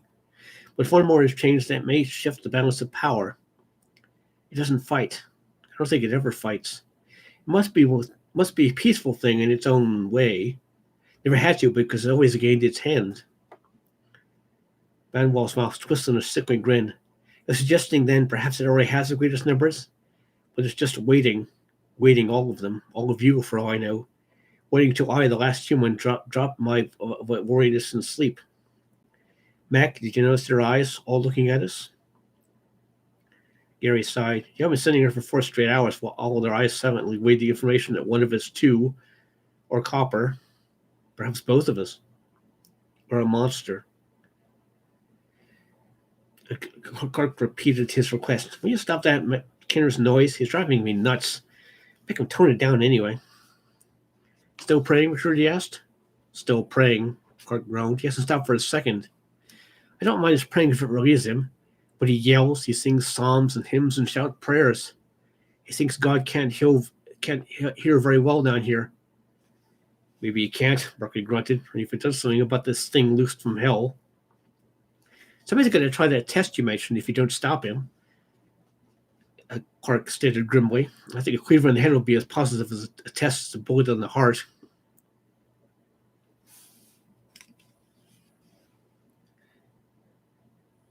McCready stiffened suddenly. Connor was screeching on him in a hoarse, crashed voice. He looked wearily at Van Wall with a twisted grin and shook his head. Van Wall cursed bitterly and sat down at the table. But just what Hum had to take it until his voice went out. He can't yell like that forever. He's got a brass throat and a cast iron larynx, Norris declared savagely. We become hopeful and suggest he's one of our friends. In that case, he can go on renewing his throat till doomsday. Silence clamped down. For 20 minutes, they ate without a word.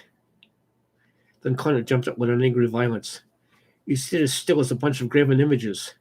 You don't say a word, but oh, Lord, what expressive eyes you've got. They roll along with a bunch of grass marbles spilling down a table. They wink and blare and stare and whisper things. Can you guys look somewhere else for a change, please?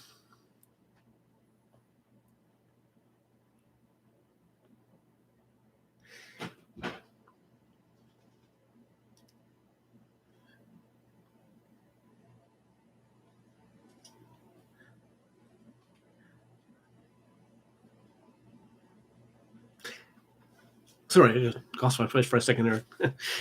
Listen, Mac, you're in charge here. Let's run movies for the rest of the night. Saving these reels to make them last. Last for what? Who's going to see those last reels, eh? Turn the sun off, Dad. Maybe you can drown out the hymn, Clark suggested. But don't, Norris said softly. Don't turn off the lights altogether. The lights will be out. McCurdy shook his head. We'll show all the cartoon movies we have. You want one in the old cartoons, will you? Goody, goody. Old-fashioned picture show. I'm just in the mood. McCready looked at the speaker, a lanky New Englander by the name of Caldwell. He was stuffing his pipe slowly. A sour eye coughed up to McCready. The bronze giant was forced to laugh. Okay, Bert, you win. Maybe we aren't quite in the mood for Popeye and trick ducks, but it's something. Dutton and Berkeley and Benning, in charge of the projector and sound mechanisms, went out their job silently while the ad building was cleared and the dishes and pans disposed of. Van Wall glanced up and nodded. He was going to be practically online with his bunk, hence making the pictures less distracting here. Perhaps you could tell us what you have in mind. At least all the unknowns know what you planned. You might be unknown before you got an operation. Won't take long if you can get it figured out right. I don't want any more all but the test dog monster things. McCready leaned against the bunk and sank into a trance, almost, of concentration, trying to calculate chances, operations, methods. He was scarcely aware of the others distributed him silently, and the screen lit up. Vaguely, Kinner's hectic shout of prayers and his rasping hymn singing annoyed him till the sound started. The lights were turned up. The large light colors of the eyes projected enough light for easy. The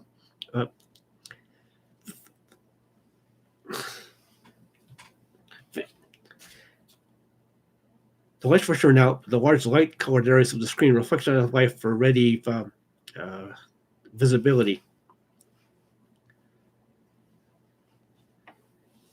So long as the voice had been going on, and only vaguely at first, was pretty aware that something seemed missing. Lying as he was, just across the narrow door from the corridor leading to Cosmo's house, Kinner's voice had reached him fairly clearly, despite the sound accompanying the pictures. Struck from abruptly that it had stopped. Dutton, cut that sound, McCready called up as he sat up. Kinner stopped, he said softly. McCready rose and went down the corridor. Berkeley and Van Wall left their places at the far end of the room to follow him. The flickers bulged and twisted on the back of Berkeley's gray underwear as he crossed the still functioning beam of the projector. Dutton snapped on the lights and the pictures vanished. Norris stood at the door as McCready had asked. Gary's head sat quietly in the door, bucked nearest the door, forced Connor to make room for him.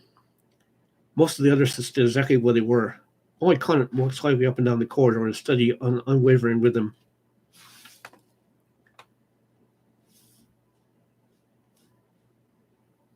Well, he announced, if you haven't got enough grief here already, someone's tried to help us out. Kinner has a knife in his throat, which is why you stopped singing, probably. You've got monsters, madmen, and murderers. Any more names you can think of, Conwell? There are. We'll probably have them before long. Chapter 11. Is Blair loose? Someone asked. Blair's not loose, or he flew in.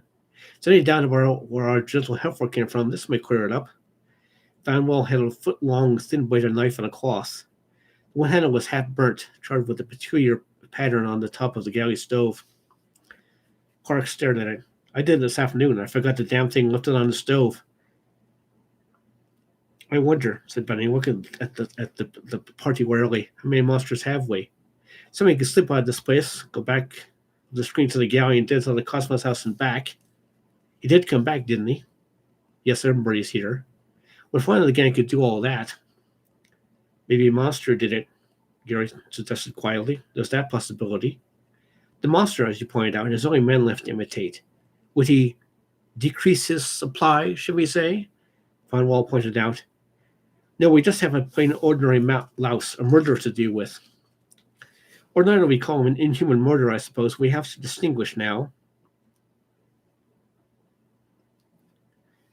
Never mind that, McCready sighed and turned to Berkeley. Bartleby, you got your electric jacket?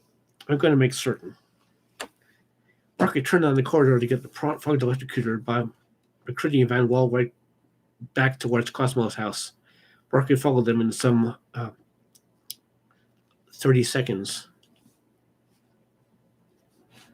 The corridor to Cosmo's house twisted, as the nearly all corridors of Big Magnet, and Norris stood at the entrance again. But they heard, rather muffled, McCready's sudden shout. There was a savage scurry of blows, dull chunk sounds. and a curious, savage, mewing scream silenced before even quick-moving Norris had reached the bend. Kinner, or what had been Kinner, lay on the floor, cut half in two by the great knife of a Cree he'd had. The meteorologist stood against the wall, the knife dripping red in his hand. Benoit was stirring vaguely on the floor, moaning, his hand half subconsciously rubbing at his jaw. Barkley, an unutterably savage gleam in his eyes, with methodically leaning on the pronged weapon in his hand, jabbing. Kinner's arms had developed a weird, scaly fur, and the flesh had twisted. The fingers had shortened, their hand rounded, the nails became 3-inch long things of dull red horn, keened to steel, hard, sharp razor talons. McCready raised his head, looked a knife in his hand, and dropped it. Well, whoever did it could speak up now. He was an inhuman murderer at that, and that he murdered an inhuman. I swear by all that's holy, Kinner's was a lifeless corpse on the floor when we arrived, but when we found we were going to jab it with a power, it changed. Norris stared unsteadily. Oh Lord, those things can act. Ye gods, sitting here for hours, mouthing prayers to a God it hated, shouting hymns in a cracked voice, hymns about a church it never knew, driving us mad with his ceaseless howling. Well, speak up, whoever did it. You don't know it, but you did the camp a favor. I want to know how in blazes you got in the room without anyone seeing you. It might help in guarding themselves. He's screaming, he's singing. Even the sound protector couldn't drown it, Clark shivered. It was a monster. Oh, said Von Wall in sudden comprehension. You're sitting right next to the door, weren't you? And almost behind the projection screen already.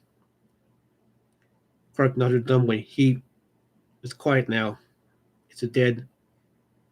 Mac, your test's no damn good. It was dead anyway. Monster or man, it was dead. McCready chuckled softly. Boys, meet Clark, the only one we know is human. Meet Clark, the one who proves he's human by trying to commit murder, failing. Will the rest of you please refrain to trying to prove you're human for a while? I think we may have another test. A test? Condit snapped joyfully, then his face shagged with disappointment. I suppose it's another either way you want it? No, through McCready steadily. Work sharp and be careful. Come into the ed building. Barkley, bring your gadget. Somebody, Dutton, stand with Barkley to make sure he does it. Watch every neighbor, for by the hell these monsters came from, I've got something and they know it. They're going to get dangerous. The group tensed abruptly. An air of crushing menace entered in every man's body. Sharply, they looked at each other, more keenly than ever before. Is that man next to me an inhuman monster? What is it, Gary asked as they stood again in the mid-room. How long will it take? I don't know exactly, said McCready, but I know it will work in no two ways about it. It depends on the basic quality of the monsters, not on us. Kinner just convinced me. This, said Barkley, hefting the wooden-handled weapon tipped with its two sharp prongs to charge conductors, is going to be rather necessary, I take it.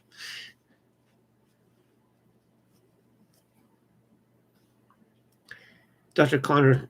Copper stirred vaguely in his bunk, rubbing his eyes with a fumbling hand. He sat up slowly, blinking, his eyes blurred with sleep and drugs, widened with an unutterable horror of drug-ridden nightmares. Gary, he mumbled. Gary, listen. Selfish.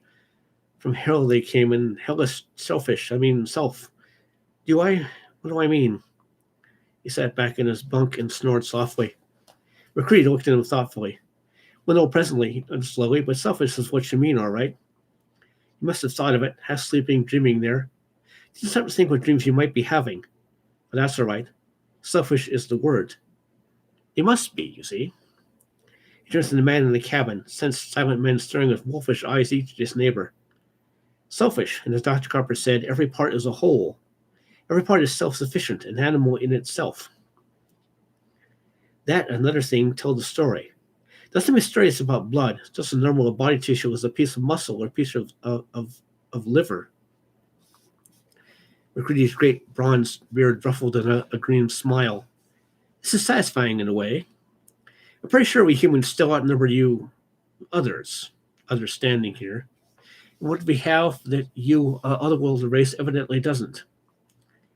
Not an imitated, but a bred in the bone instinct, driving unquenchable fire that's genuine, will fight. Fight with a ferocity you may attempt to imitate, which will never equal. We're human, we're real. Your imitations, false to the core of your very cell. All right? It's a showdown now. You know you with your mind reading. You lifted the idea from my brain, but you can't do a thing about it. What is tissue? They have to bleed. If they don't bleed when we cut them, and by heaven, they're phony. Phony from hell. If they bleed, then that blood separated from them is an individual. A newly formed individual in his own right, just as they, split all of them from one original, are individuals. Van Wall laughed very softly. The blood will not obey. It's a new individual, with all desire to protect its own life from the original, the main mass in which it was split has. The blood will live and try to call away from, say, a hot needle. McCready picked up the scalpel from the table. From the cabinet, he took a rack of test tubes, a tiny alcohol lamp, and a length of platinum wire set in a little glass rod. Doesn't, said McCready. Suppose you stand over by the splice there where you've connected that in. Just make sure no thing pulls it loose. Dutton moved away. Now, Van, suppose you be first on this. White-faced, Van Wall stepped forward. With a delicate precision, McCready cut a vein on the base of his thumb. Van Wall winced slightly, then held tight as a half-inch of bright white collected in the tube. McCready put the tube in the rack, gave Van Wall a bit of alum, and indicated the iodine bottle. Van Wall stood motionlessly, watching. McCready heated the platinum wire in the alcohol lamp flame and dipped it into the tube. It hissed softly. 5 times he repeated the test. Human, I'd say. McCready sighed and straightened. As yet, my theory hasn't actually been proven, but I have hopes. Don't, by the way, get too interested in this. We have with us some unwelcome ones, no doubt. Berkeley, will you relieve Berkeley to switch? Thanks. Hey, Berkeley, may I say, I hope you stay with us. You're a damn good guy. Berkeley grinned and certainly winced under the keen edge of the scalpel. Presently, smiling lightly, he retrieved his long-handled weapon. Mr. Samuel Bar! The tensity was released in that second.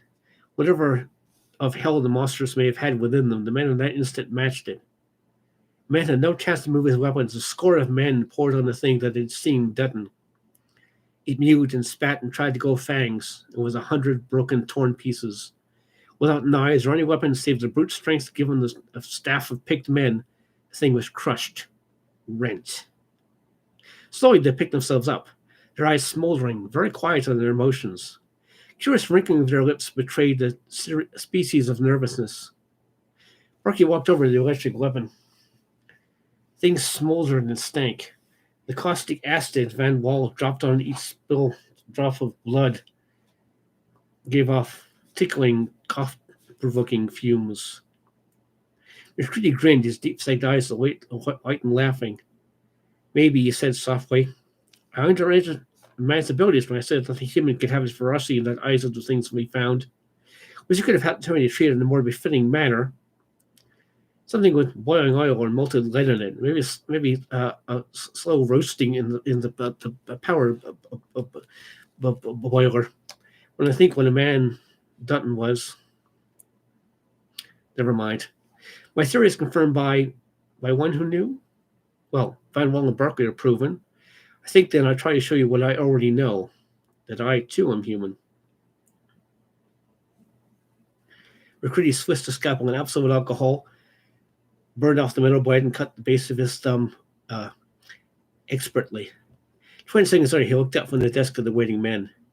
There were more grins out there, friendly ones, yet with something else in the eyes. Conant, McCready laughed softly, was right. The huskies watching that thing in the corridor betted nothing on you. Wouldn't we think only the wolf blood has the right to ferocity? maybe on spontaneous viciousness of wolf takes tops. But after all these 7 days, abandon no hope, ye wolves in winter here.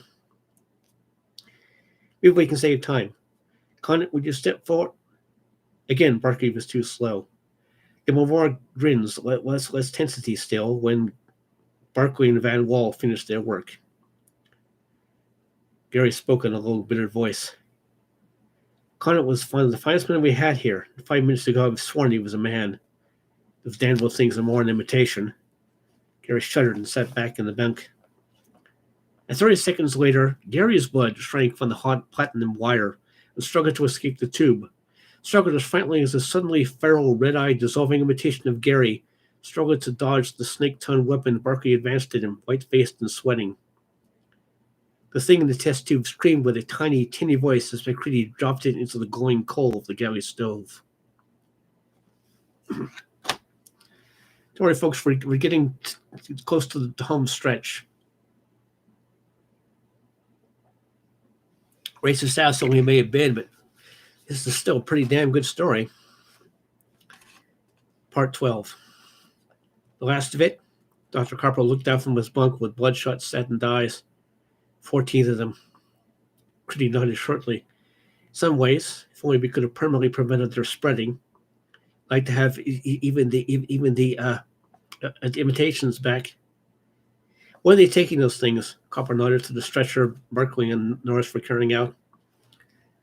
Outside in the ice room, we've got 15 smashed crates, half a ton of coal, and presently we'll add to 10 gallons of kerosene. We've dumped acid on every spilled drop. We're going to incinerate those. Sounds like a good plan, Copper nodded wearily. I wonder, you haven't said whether Blair... McCready stared. We forgot him. We had so much else. Do you suppose we can cure him now? If, began Dr. Copper and stopped immediately. McCready started a second time. Even a madman. He imitated Kinner in his praying hysteria. McCready turned towards Van Wall at the long table. Van, we've got to make an expedition to Blair's shack. 3/4 of an hour later, through a minus 37-degree wind, they hiked while the aurora curtain bellied overhead. Twilight was nearly 12 hours long, flaming in the dark and the north on snow like white crystalline sand under the skies. A 5-mile wind piled in drift lines pointing off to the northwest. No smoke came from the little shack, and the men hastened. Blair!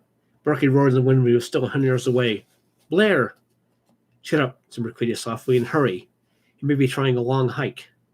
We have to go after him. No planes. The tractor's disabled. Will the monster have the stamina a man does? A broken leg wouldn't stop for more than a minute, McCready pointed out. Barkley gasped suddenly and pointed aloft. Dim in the twilight sky, winged things circled in curves of indescribable grace and ease. Great white wings tipped gently, and the birds swept over them in silent curiosity. Albatross, Barkley said softly. First of the season, a wandering way in land for some reason. If a monster is loose...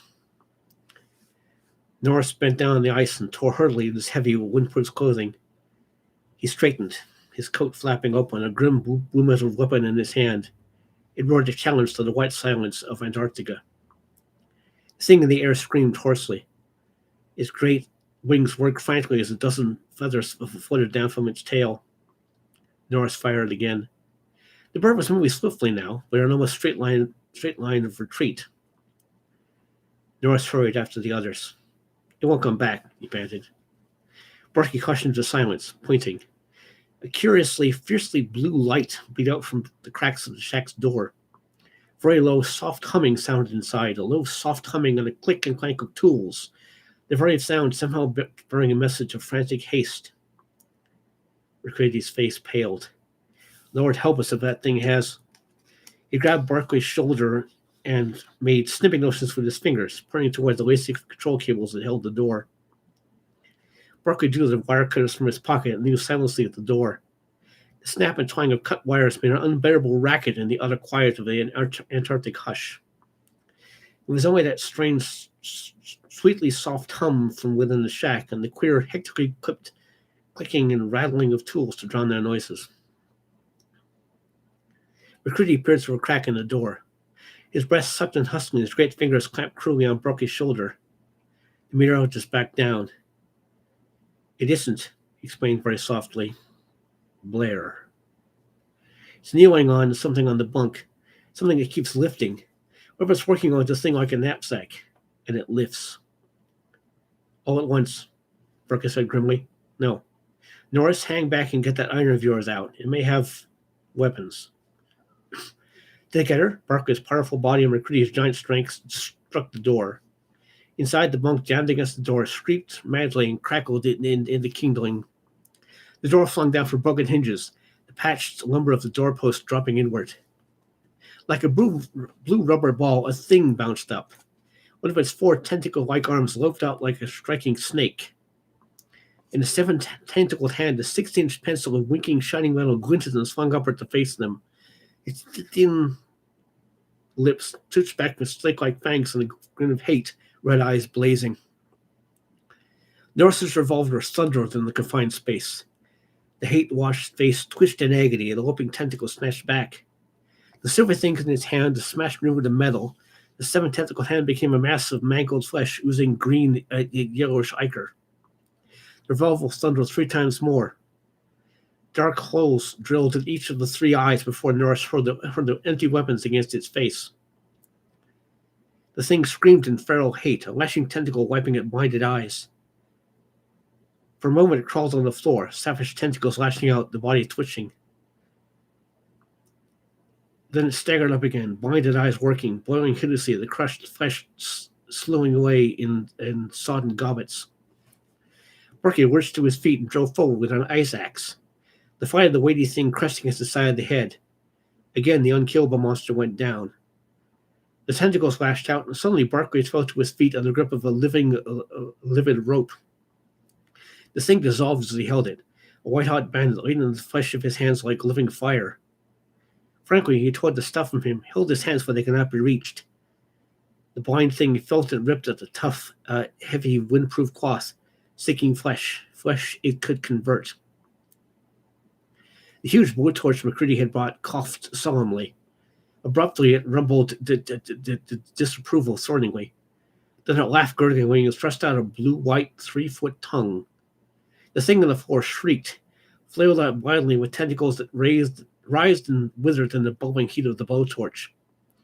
It crawled and turned on the floor. It shrieked and hobbled madly. But always McCready held the blowtorch on the face, the dead eyes burning and bubbling uselessly. Frantically, the thing crawled and howled.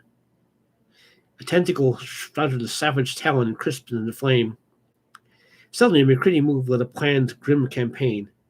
Helpless, maddened, the thing retreated from the grunting torch, the caressing, licking tongue.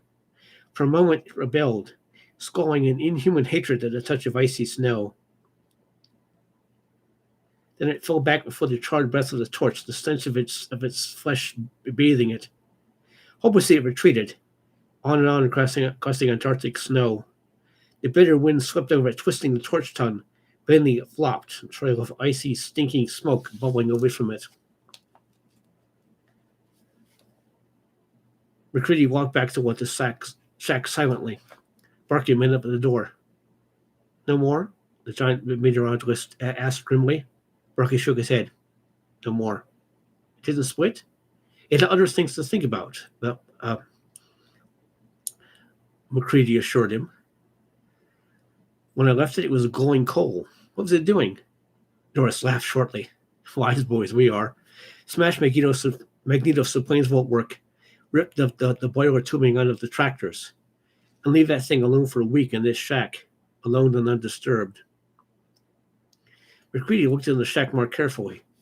The air, despite the ripped door, was hot and humid. On the table at the far end of the room rested a thing of coiled wires and small magnets, glass tubing and radio tubes. At the center, a block of rough stone rested. From the center of the block came the light that flooded the place. The freshly blue light blew within the glare of an electric arc, and from it came the sweetly soft hum. Off to one side was another mechanism of crystal glass, blown with incredible neatness and delicacy. metal plates on a clear, shimmering sphere of insubstantiality.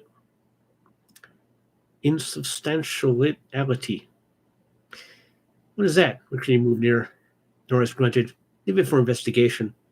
But I can guess pretty well. That's atomic power. That stuff to the left? That's a neat little thing for doing what men were trying to do with 100-ton cyclotrons and so forth. It separates neutrons from heavy water, which he was getting from the surrounding ice. Where did he get all...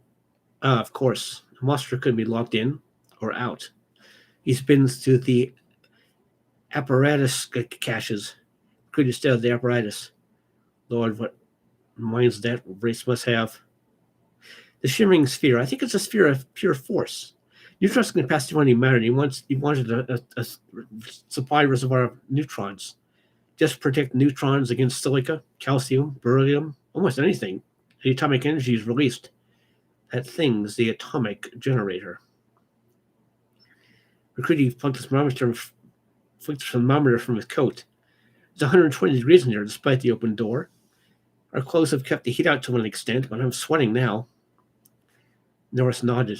The light's cold, I found that, but it gives off heat to warm the place through that coil. He had all the power in the world. He could keep it warm and pleasant, as his race thought of warm and pleasantness.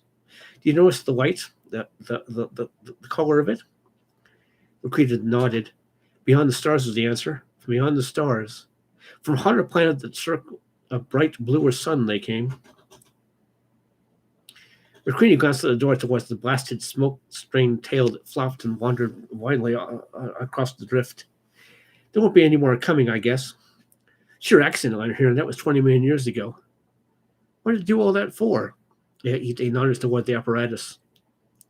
Barkley laughed softly. You notice what was working on when we came? Look. He pointed towards the ceiling of the shack. Like a knapsack made of flattened coffee tins with dangling cloth straps and leather belts, the mechanism clung to the ceiling. A tiny glowing heat of supernal flame burned in it, yet burned through the ceiling's wood without scorching it. Barkley walked over to it, grasped two of the dangling straps in his hands, and pulled it down with an effort. He strapped it about his body. A slight jump carried him with a weirdly slow arc across the room. Anti-gravity, said McCready softly. Anti-gravity, Morris nodded. Yeah, we had him stopped, with no planes and no birds. The birds hadn't come, but they had coffee tins and radio parts and glass and machine shop at night. And a whole week all to itself. America in a single jump, with anti-gravity powered by the atomic energy of matter. We had him stopped. Another half hour was just tightening the straps on the device so we could wear it. And we'd have stayed in Antarctica and shot down any moving thing that came from the rest of the world. The albatross, McCready said softly, do you suppose? With this thing almost finished? With that death weapon in hell in his hand? No. By the grace of God, who evidently does hear very well, even down here, in the margin of half an hour we keep our world and the planets of the system do. Anti-gravity and atomic power. Because they came from another sun, a star beyond the stars. They came from a world with a bluer sun. The end.